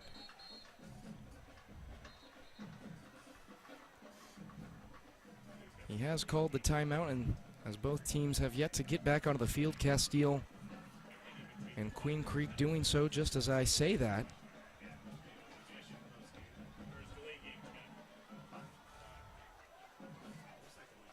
And it looks like they actually may go for it. Reynolds back on the field with the offensive unit. George in the backfield. Reynolds will punt it away. Beeman back to pick it up, but he won't do so. Scooped up by the Bulldogs at around the 45. Pardon, the 40 at the 41, and that is where Paul Palmer and the Colts will take over. We've seen Queen Creek do that in this game. After the first drive of this game, they kicked it off like that from their own quarterback. So another time they do it again to try and fool the defense, and they get a little bit of yardage deep into, not very deep into the territory. Another flag coming against Casteel, holding on the punt. And it's going to be 10 yards from the spot. So instead of starting at the 31, Casteel will start at the 31. You said 40. You said 31 twice. Oh, they'll instead of the 41, they'll start at the 31. I got ahead of myself. My It's My all brain good. was playing mind games with me. A huge tackle for loss on the handoff to Bryce Black. We've seen the defense be a lot better with the run starting off. I know it's early in this half, but it looks night and day from the previous half. Now, if Casteel can get out of their own way, they probably can score there here in this drive. Beeman on the near side. Seems Green is on the far side. Black in the backfield. A pitch to Black. He'll cut to the outside. Not a lot of room to go. Gains maybe a yard. Third down coming up. We're seeing more receivers come out there. Probably going to be a pass play. 3rd and 7 coming up. And as you mentioned, Jake, definitely needing a pass play here in a 3rd and long situation. 3 receivers lined up. See if it's a check down. Palmer scrambling out of the pocket. He's got the reception to Ice. Right at around the first down marker. It's going to be good to move the chains at the 41. What a great play by Palmer, rolling to his right and getting Ice on the sideline. He had trouble with the sideline the previous. Palmer takes it himself. He's got the first down and more to smash down at the 40. A huge hit. But he's got the first down in back-to-back plays. We saw Tate Reynolds and the Bulldogs pull off a couple of fake handoffs as Reynolds took it himself, and now Palmer and company doing the same here. Now is Tate Curtis with a big hit on Palmer. Treated him like a runner, as he should. Palmer, underthrown pass that goes right to the ground. Trying to see who he was targeting there. Looks like it may have been Colin Wislowski, the 5'11 senior. It will bring up 2nd and 10 at the Queen Creek 40. Just under 5 to play here in the 3rd. Black still in the backfield. He'll hand it off to Black, cutting out to the outside. He's got nowhere to room, pushing off a couple of defenders, getting back to the line of scrimmage, getting pushed out of bounds. Able to gain 1. 3rd and 9 now. Black hasn't had a lot of room to run this entire drive. Kind of completely different from what we saw back in the last half, where he took it nearly the entire field. Palmer steps back. He's got a receiver wide open. That's Braden Green for the first down. His helmet comes off. And now Lewis coming back onto the field. Wiley Rochelle also stepping onto the field to back up tight end. It'll be 1st down and 10 for your Colts from the Bulldogs. We got 4:30 left here in the 3rd quarter. Palmer snaps it, hands it off to Black. He'll take it up the middle. And pardon, that's actually Lewis. That's good for a few yards before being taken down ahead of the 25. Able to gain 4 yards and will bring up 2nd and 6. Good run by Mason Lewis there. We've seen the run kind of be stopped by these Queen Creek defenders, and Lewis was able to fight his way to get a bunch of yards.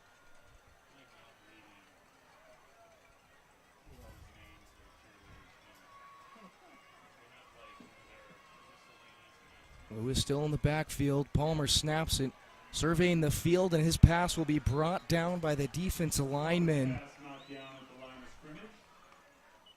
dangerous pass from Palmer right there, right into the teeth of the defense, and he's lucky that pass didn't get picked off. It was swatted down by Nick Harper, the 6'3", 210-pound junior. 3.5 left to play here in the third, still tied up at 14 all. 3rd and 6 coming up for Paul Palmer and company. Lewis still in the backfield, Beeman and Jake Ice over on the near side. Palmer going out to the far side. He's got a receiver. That'll be caught. He catches it, and it's a first down.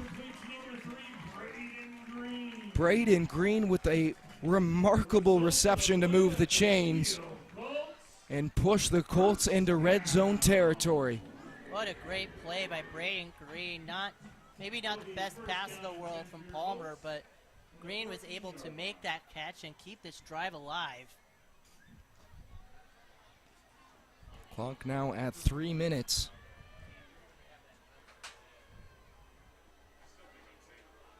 Lewis still in the backfield.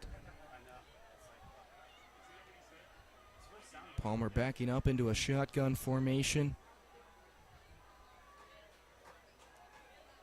Trying to get his offense on the same rhythm.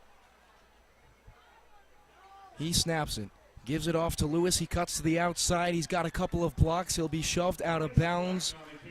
Good for a gain of probably about 5.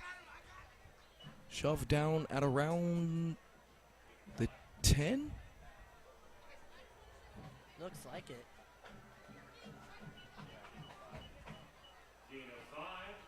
So they're saying a gain of 5. They were at the 14, so we were close, but they're going to mark him down at the 9, actually. 1 yard ahead of the 10, as math would go. 2nd and 5, 2.5 left on the clock. Lewis still in the backfield, Beeman on the near side. Palmer looking over to his sideline. He'll now snap it.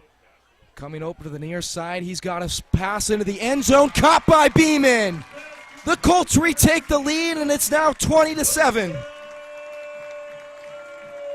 Wide open Beeman, who's had a quiet night, makes one of the best plays while he was wide open, just does his job, gets the pass from Palmer, and all of a sudden it's a 2014 lead.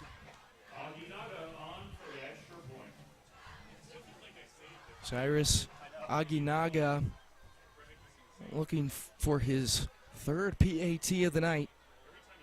And the kick up and good furthers the lead to 21-14.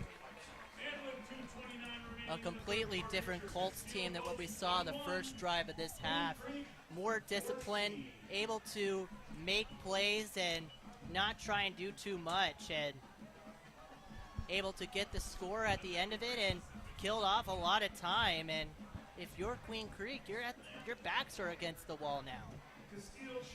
Yeah, absolutely. 2.5 left here in the 3rd quarter. Not a lot of response to that offensive drive of Casteel. As Queen Creek down for the 2nd time today.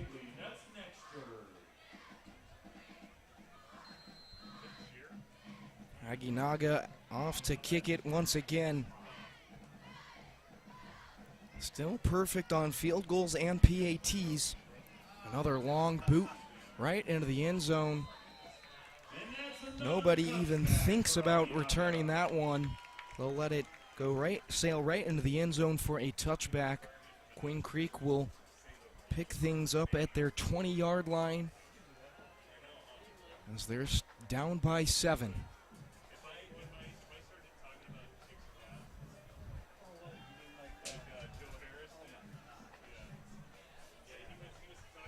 .230 left of the 3rd quarter, and Casteel now has kind of controlled this game after that drive. Reynolds, he's got a shot down the middle of the field, caught by his receiver. Good for 6 or 7 yards on the first play of the drive. Nice play action there. Fooled the defense. Thought they were going to hand it off to George. Able to get open about midway through the first down marker. 2nd and 4 coming up. He's got a receiver in motion.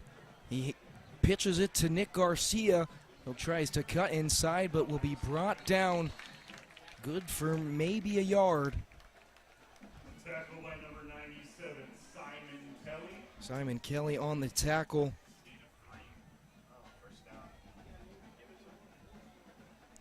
This will be marked at the 30. Gain of 4, the result of the play, a first down. And Nick Garcia actually able to get a first down on the rushing attempt.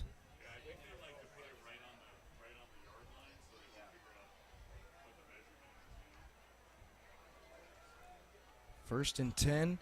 This will be handed off to George. He takes it up the middle, be tackled, By number 8, Porter Del Nos. I want to say the 33. So good for a gain. That'll bring up second down. Actually, it's the 32, so good for a gain of 2 yards. 2nd and 8.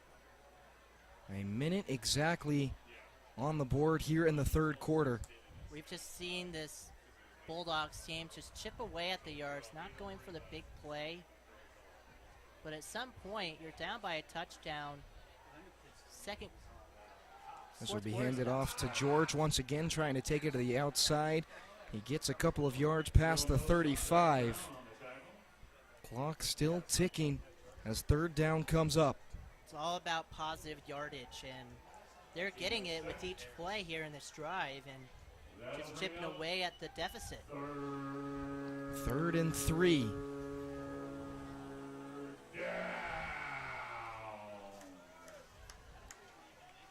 Brock Raj, Simon Kelly on the defensive line. Reynolds can't find his receiver, overthrows Reynolds pass incomplete. Quentin Miles, as that will bring up 4th down. Lewis on the coverage. That probably was a blessing in disguise. Could have been a either picked off or tackle for a loss. As I believe that, can't tell who it is on the far side, but right in the face of Quentin Miles.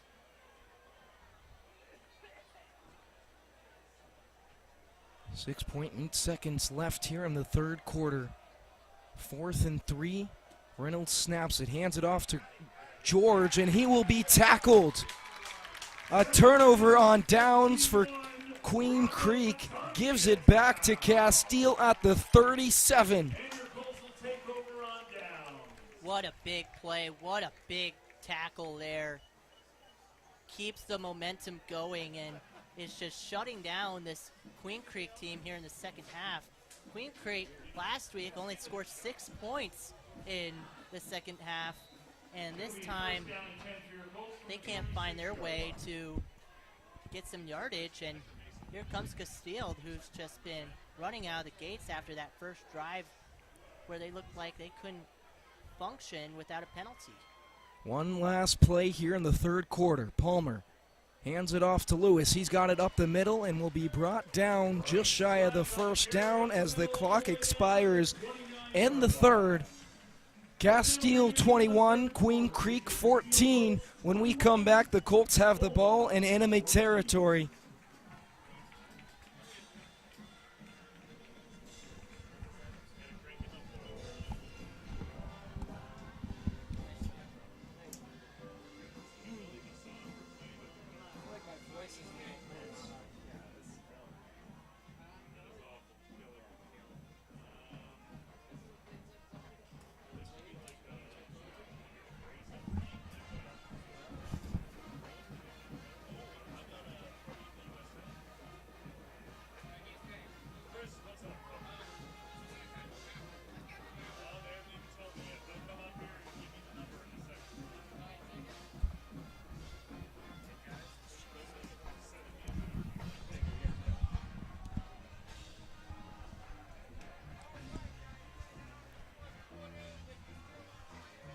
12 minutes left in this game as Casteel leads 21-14 over Queen Creek.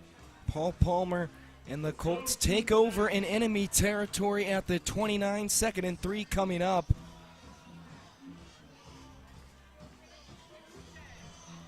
The Colts crowd energized here at Joltworth Stadium ahead of the 4th quarter. We've just seen a completely different Casteel team, not just from the last half, but also from the first drive, where they had 3 penalties in their first drive, and now all of a sudden they've just been in control of this game. Palmer snaps it, hands it off to Lewis. He takes it to the outside. He's got a couple of blockers and gets the first down, tackle just shy of the 10-yard. It's actually Bryce Black, not Mason Lewis, although a big first down for Casteel as he takes it inside the 20.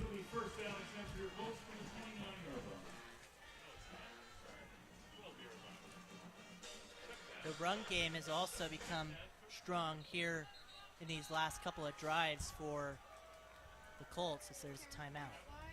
A timeout called. Timeout, Bulldogs. Queen Creek uses their second timeout. Just one remaining here in the second half with 11.5 left in the 4th. Casteel with all 3 still.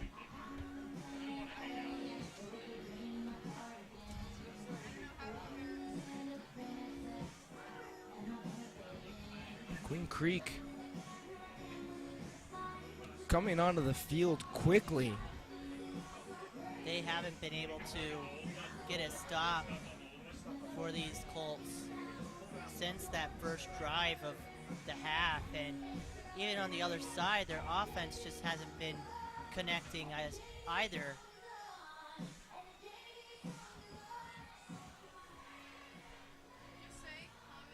First and 10.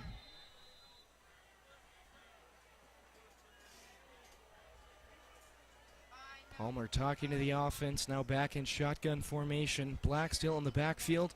He will take the ball on a carry, but will be met quickly and wrapped up behind the line.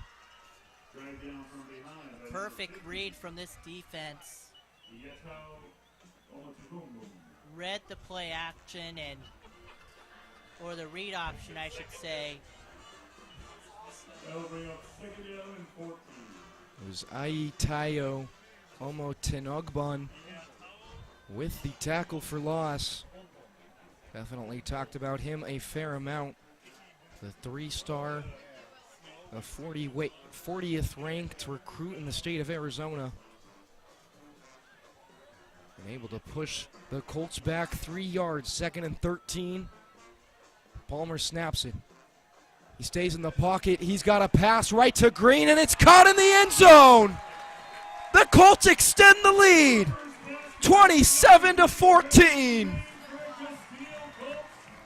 What a fantastic play. Leaping at the back of the end zone to make the catch, and just a huge score in what has been a back and forth game, and the Colts get 2 scores on 2 straight drives. Unbelievable play there. Aguinaga looking to stay perfect on PATs. The kick up, right through the uprights. And he will do so. Perfection on the season for the senior kicker. Brings the lead to 28-14. Just over 10.5 left in this game. If you're Queen Creek, you need to score a touchdown on this drive to stay in this game. You cannot settle for a field goal. They're going to have to be aggressive. They're going to have to go on 4th down again to see if they can try and stay in it. They do not want to go down 0-2 after being ranked number 23 in the state coming into this season. A team that has a lot of history for its football program, as we mentioned in the pregame. A team that has not missed the playoffs since 2002. They've made it in each of the past 20 years, dating back to when they were in 3A back in 2003. What were you doing in 2002? 2002, I was being born. I was a wee little month-year-old kid. 2003, I was a 1-year-old. Yep. 2002, I would have been just turning 3. Or I think then by the end of the high school football season, I already would have been 3. That's how that's how successful this team has been. We were wee little lads. Yep. Hey, young enough to not even remember what was going on. Exactly. Reynolds hands it off to George. He will be stopped behind the line. Another tackle for loss for this Casteel defensive line. A huge stuffing that time around. And it will bring up 2nd and 11.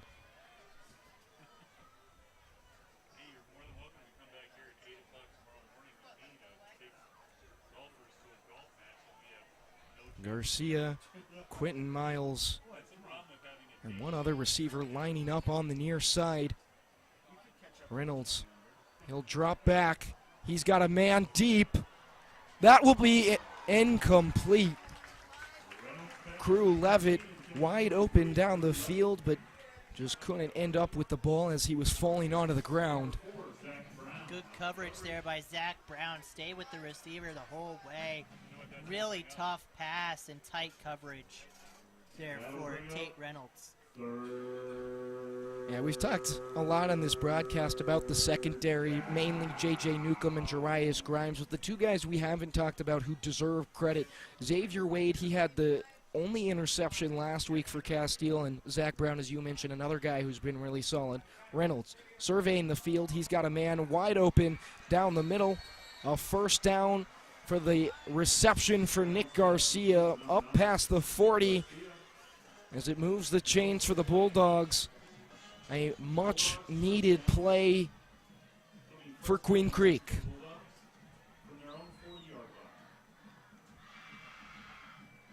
Big play there for Queen Creek after a bomb just couldn't be caught. Able to get a medium pass in there. Reynolds coming out of the pocket. He's got a quick shuffle pass to his running back, George. He'll be shoved out of bounds near the 45 as it'll bring up 2nd down. Something that should be given credit to both of these quarterbacks and the offensive line. There's not been a single sack on either team. Just goes to show how well these offensive lines have played. Now, it also has to do with how many run plays there have been. But still, like, gone almost the entire game without a sack on either side. Hand it off to George. He'll cut up the middle. He'll be brought down shy of the 50. 3rd down coming up. As the clock rolling towards 8.5 left. That'll bring up 3rd and 2. Crucial 3rd down here for the Bulldogs. They need to convert here if they want to stay in this.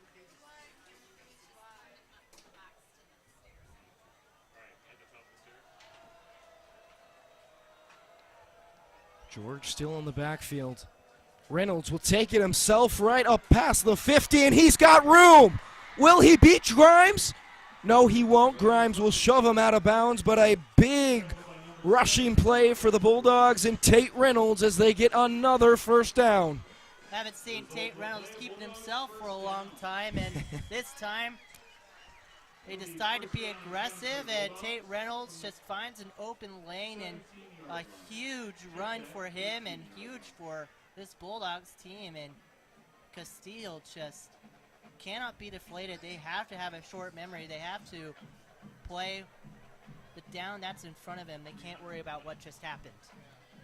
7:40 left on the board. Reynolds will throw it.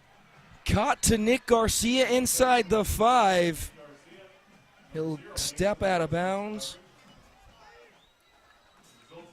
Back-to-back first downs for the Bulldogs. The offense really starting to hit their stride late in the game, down by 2 touchdowns.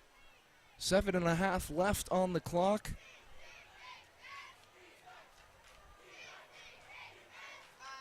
Quentin Miles and Nick Garcia on the near side. George will take it up the middle, right into the end zone, and the Bulldogs score a touchdown. Just one score away from tying it now, as long as the PAT is up and good. Trying to claw their way back late in the game with 7.5 left on the clock. Queen Creek looked like they just couldn't find themselves in this drive, and that just seemed like they were just going to be defeated by this Casteel defense, and Tate Reynolds just taking it himself just changed the game, changed the momentum here for these teams. A kick up and good. Mason Lewis trying to block the PAT, but unsuccessfully. Score is 28-21 in favor of Casteel. 7.5 left here in the fourth quarter. Mason Lewis rubbing his legs right there, probably bothered something when he landed, but I mean, he went all out to try and block that PAT. You gotta give credit to that. That's what I do in Madden all the time. You gotta go on the edge and just jump to see if you can try. I mean, you don't get, these players aren't real if they're in Madden, but I mean, they're real on the field right here.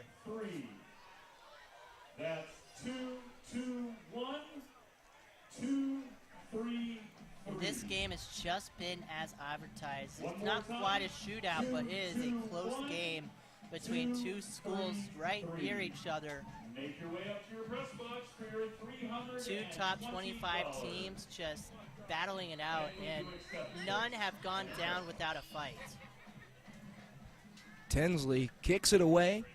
Grimes on the receiving end, and he will take this over to the near side. He brushes past a defender. Now on the outside, he will be brought down shy of the 40, near the 35. A great return for Jarius Grimes, as it puts Casteel in pretty good field positioning when they start this offensive drive. Grimes juked out 2 defenders, went in between them, looked like he was going to be dead to rights at around the 20, but was able to get past them and get all the way up past the 30, near the 35, as you said, and that was really good return there by Grimes. This is handed off, but he will be stuffed. The running back for Casteel with no gain on the play. That was Bryce Black, and now Mason Lewis coming back into the game. 2nd and 10. The clock still ticking past 7 minutes at their 38-yard line. Casteel has plenty of timeouts. They have all 3 that they can use to their disposal, but I don't think they're going to use them. I think they're going to try and kill as much clock as possible, because Queen Creek only has 1 timeout. Palmer pitches it to Lewis. He'll cut to the outside. He's got a couple of blocks and will be brought down around the 45. A big gain as it brings up 3rd down. Gain of 7. That'll bring up 3rd down and 3. I don't think you necessarily have to score on this drive if you trust your defense, but if you're Queen Creek, you think you have momentum, and if you're Casteel, you don't want Casteel to, or you don't want Queen Creek to think they have the momentum right now. Palmer, he's had a pass but overshoots Colin Wisłowski on the near side. That will bring up 4th down with just under 6 minutes to go. It will bring out the punting unit at the 45-yard line.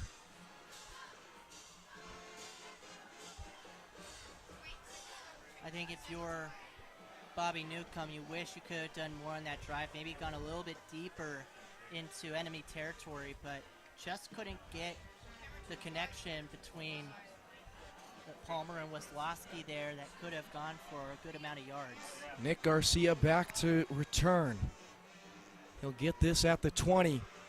Shoving off a defender quickly, cutting to the other side. He's got a lot of space, and he will be brought down around the 45. Flags on the field. We'll wait and see what the call is. But a big return for Nick Garcia and the Queen Creek Bulldogs. Crew Levitt looked like he was not going to be able to go anywhere. Brushes back past one of the special teams defenders, and that was crucial as he had a lot of open yardage, and it's just a game of inches when it comes to football, and was able to just get past the defender there. Another personal foul coming against Casteel, and it will push Queen Creek into enemy territory. Need a big turnover right here if you're Casteel. You want, well, you may have a chance to, if this game ends up being tied after this drive, have a chance to have a last walk-off drive here. Come to the top of the press box to claim your winning. A big turnover here would seal it. George in the backfield. He will take this up the middle, taking a couple of cuts. He's got the first down and more. He won't be able to stay on his feet. Inside the 20, a big first down and able to move the chains for the Bulldogs here on the first play of this offensive drive. At the 19, 5.5 left to go. Queen Creek trying to claw their way back from a 2-touchdown deficit to tie it up late in the game. Garcia in motion.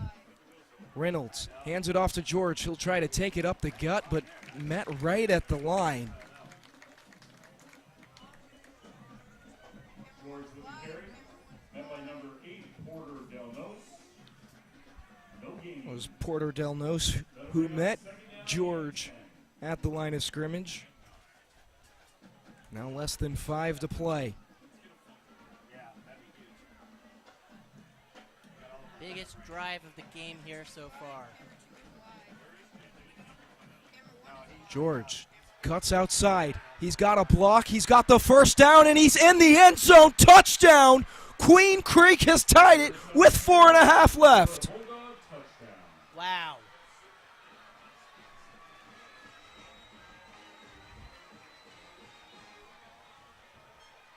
This Queen Creek team has battled. They have momentum, and you probably have 1 or 2 drives left before the end of regulation. And if you're Casteel, you have to wonder what in the world has happened. But you also have to consider these penalties. They have really killed momentum here that Casteel may or may not have had. Tinsley looking to tie the game up at 28 all with 4.5 left. The kick up and good. Queen Creek at one point in this quarter was down 28-14. No longer is that the case. Just 4.5 minutes to go, and it is 28-28. We will get another shot at Paul Palmer and the Colts offense as they look to redeem themselves. This is a completely different Queen Creek team than what was on the field last week. And Casteel, they had a really easy game the second half and able to win 37-7, and they face a really good opponent here in Queen Creek, and while they're still in it, it's going to come down to who scores last.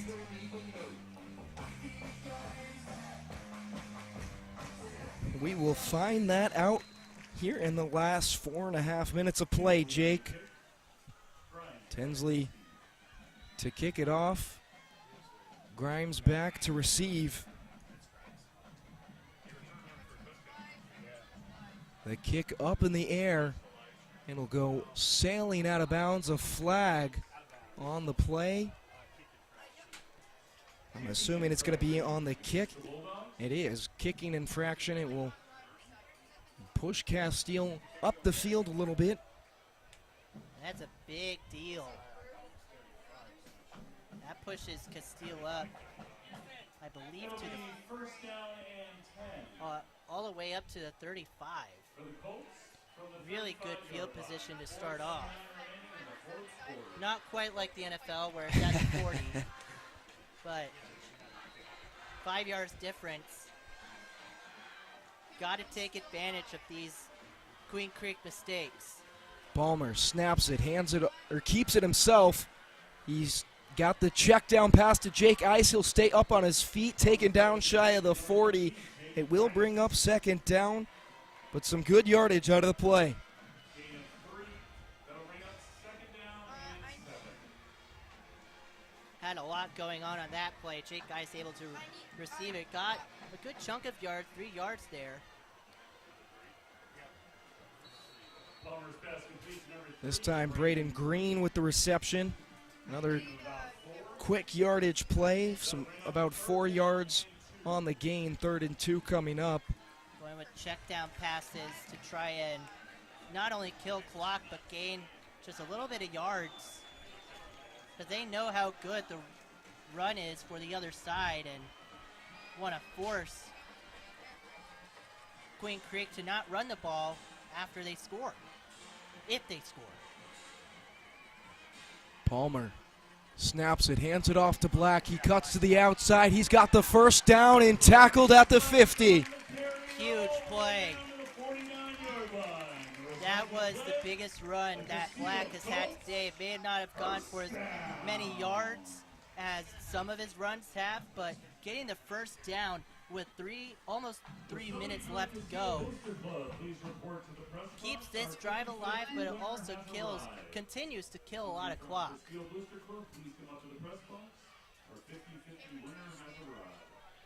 At the 49, Palmer still in shotgun formation. He'll hand it off. Black trying to cut to the outside, trying to chase past these defenders. He will. He'll step out at the 45, speeding past the defenders who almost got him for a tackle for loss. Instead able to gain 6 on the play. 2nd and 4 coming up. Shows how good Black has just been all game. Black still in the backfield, and he'll take another carry, cutting to the outside, up near the 40 before going out of bounds.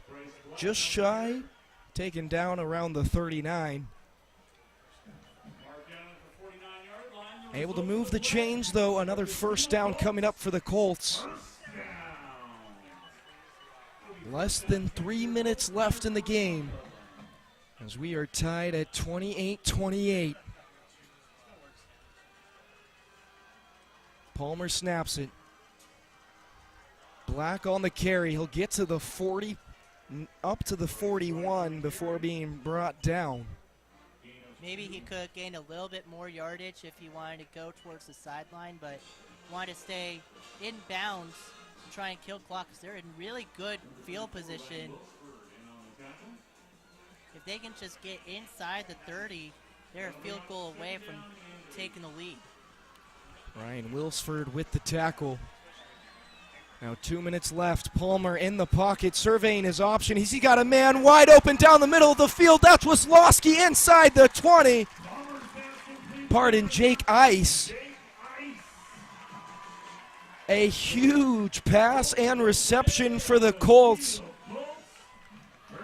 as they continue to hit their stride late in the game. Less than 2 minutes and a 1st and 10 coming up from the Queen Creek 17. Jake Ice, he's been a little quiet this game, but he just made probably the biggest play of this drive that hasn't been the touchdown that they're looking for. A check down pass to Black, trying to take it up the middle, but will be brought down quickly. A huge tackle that took Black and his teammates down to the ground. He'll be met at the line of scrimmage, so 2nd and 10. Just over a minute left in the game. They're going to have to pass. They got to get a good chunk of yards, try and get into good field goal position.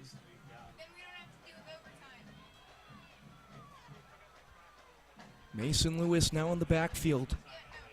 We saw Black for most of the drive, but now here's Lewis. Lewis will take the carry, cuts to the outside. He's inside the 10 before being pushed out of bounds. 45 seconds left on the clock. Mark out of bounds. A great carry At the 9-yard line. for the running back and able to get out of bounds to stop the clock.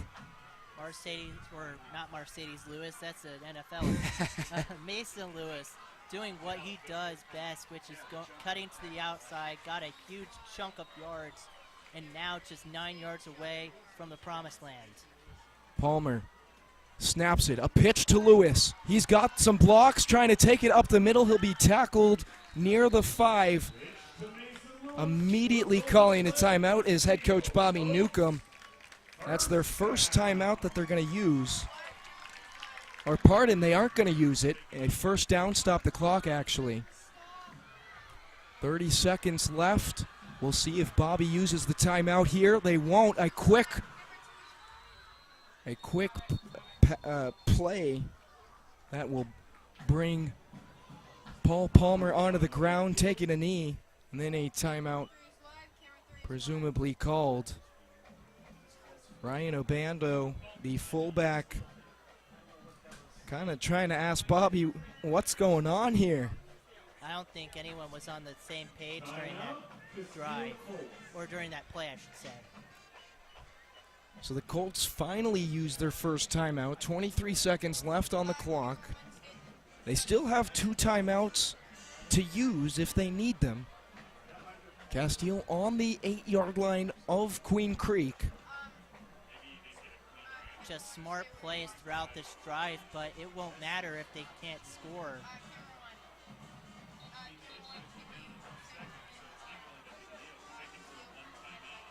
We'll see what Bobby Newcomb has right up his sleeve here for these final plays of the game. Paul Palmer back out with the offense. Palmer pitches it back to Lewis. He'll cut up the middle and into the end zone. Casteel with a late touchdown to almost seal this. Mason Lewis.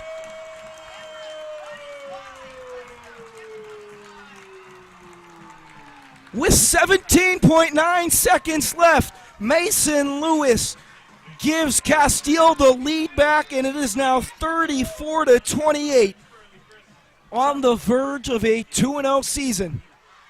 Talk about a fantastic play by Lewis coming in for the final 3 runs of this game, presumably, as the kick is up and good. Just unbelievable work by this offense, just picking apart the defense, chipping away throughout the yardage, and now forcing Queen Creek to try and draw up something special for the final 17 seconds of the game. Well, it may be the longest 17 seconds of the game. Although only 1 timeout to be used,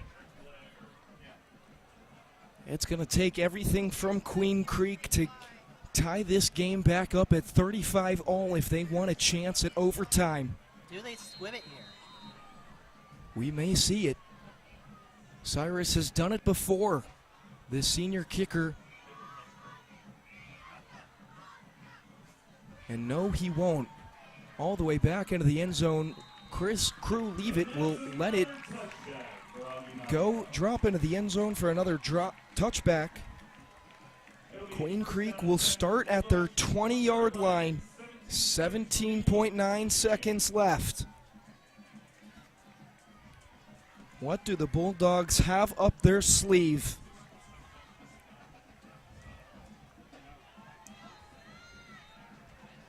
They can't go to the run with 18 seconds left.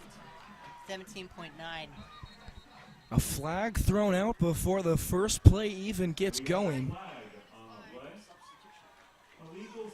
A legal substitution on against Queen Creek. Lucas George exiting towards the sideline.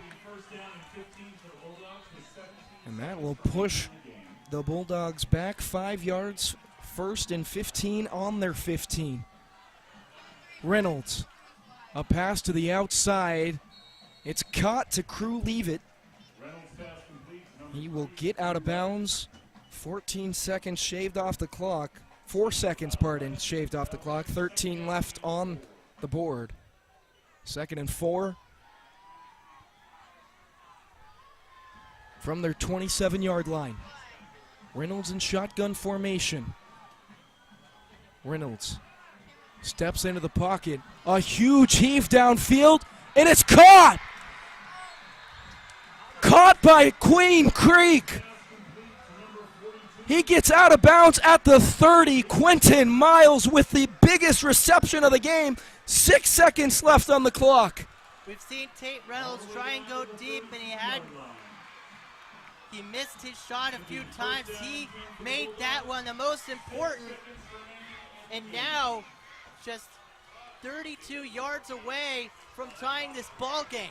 Reynolds still in shotgun. Sticking in the pocket. A huge heave down the middle of the field. It's caught, but there's no time left. Pardon, actually it's a game-ending interception. Casteel wins it in a nail-biter. 35-28.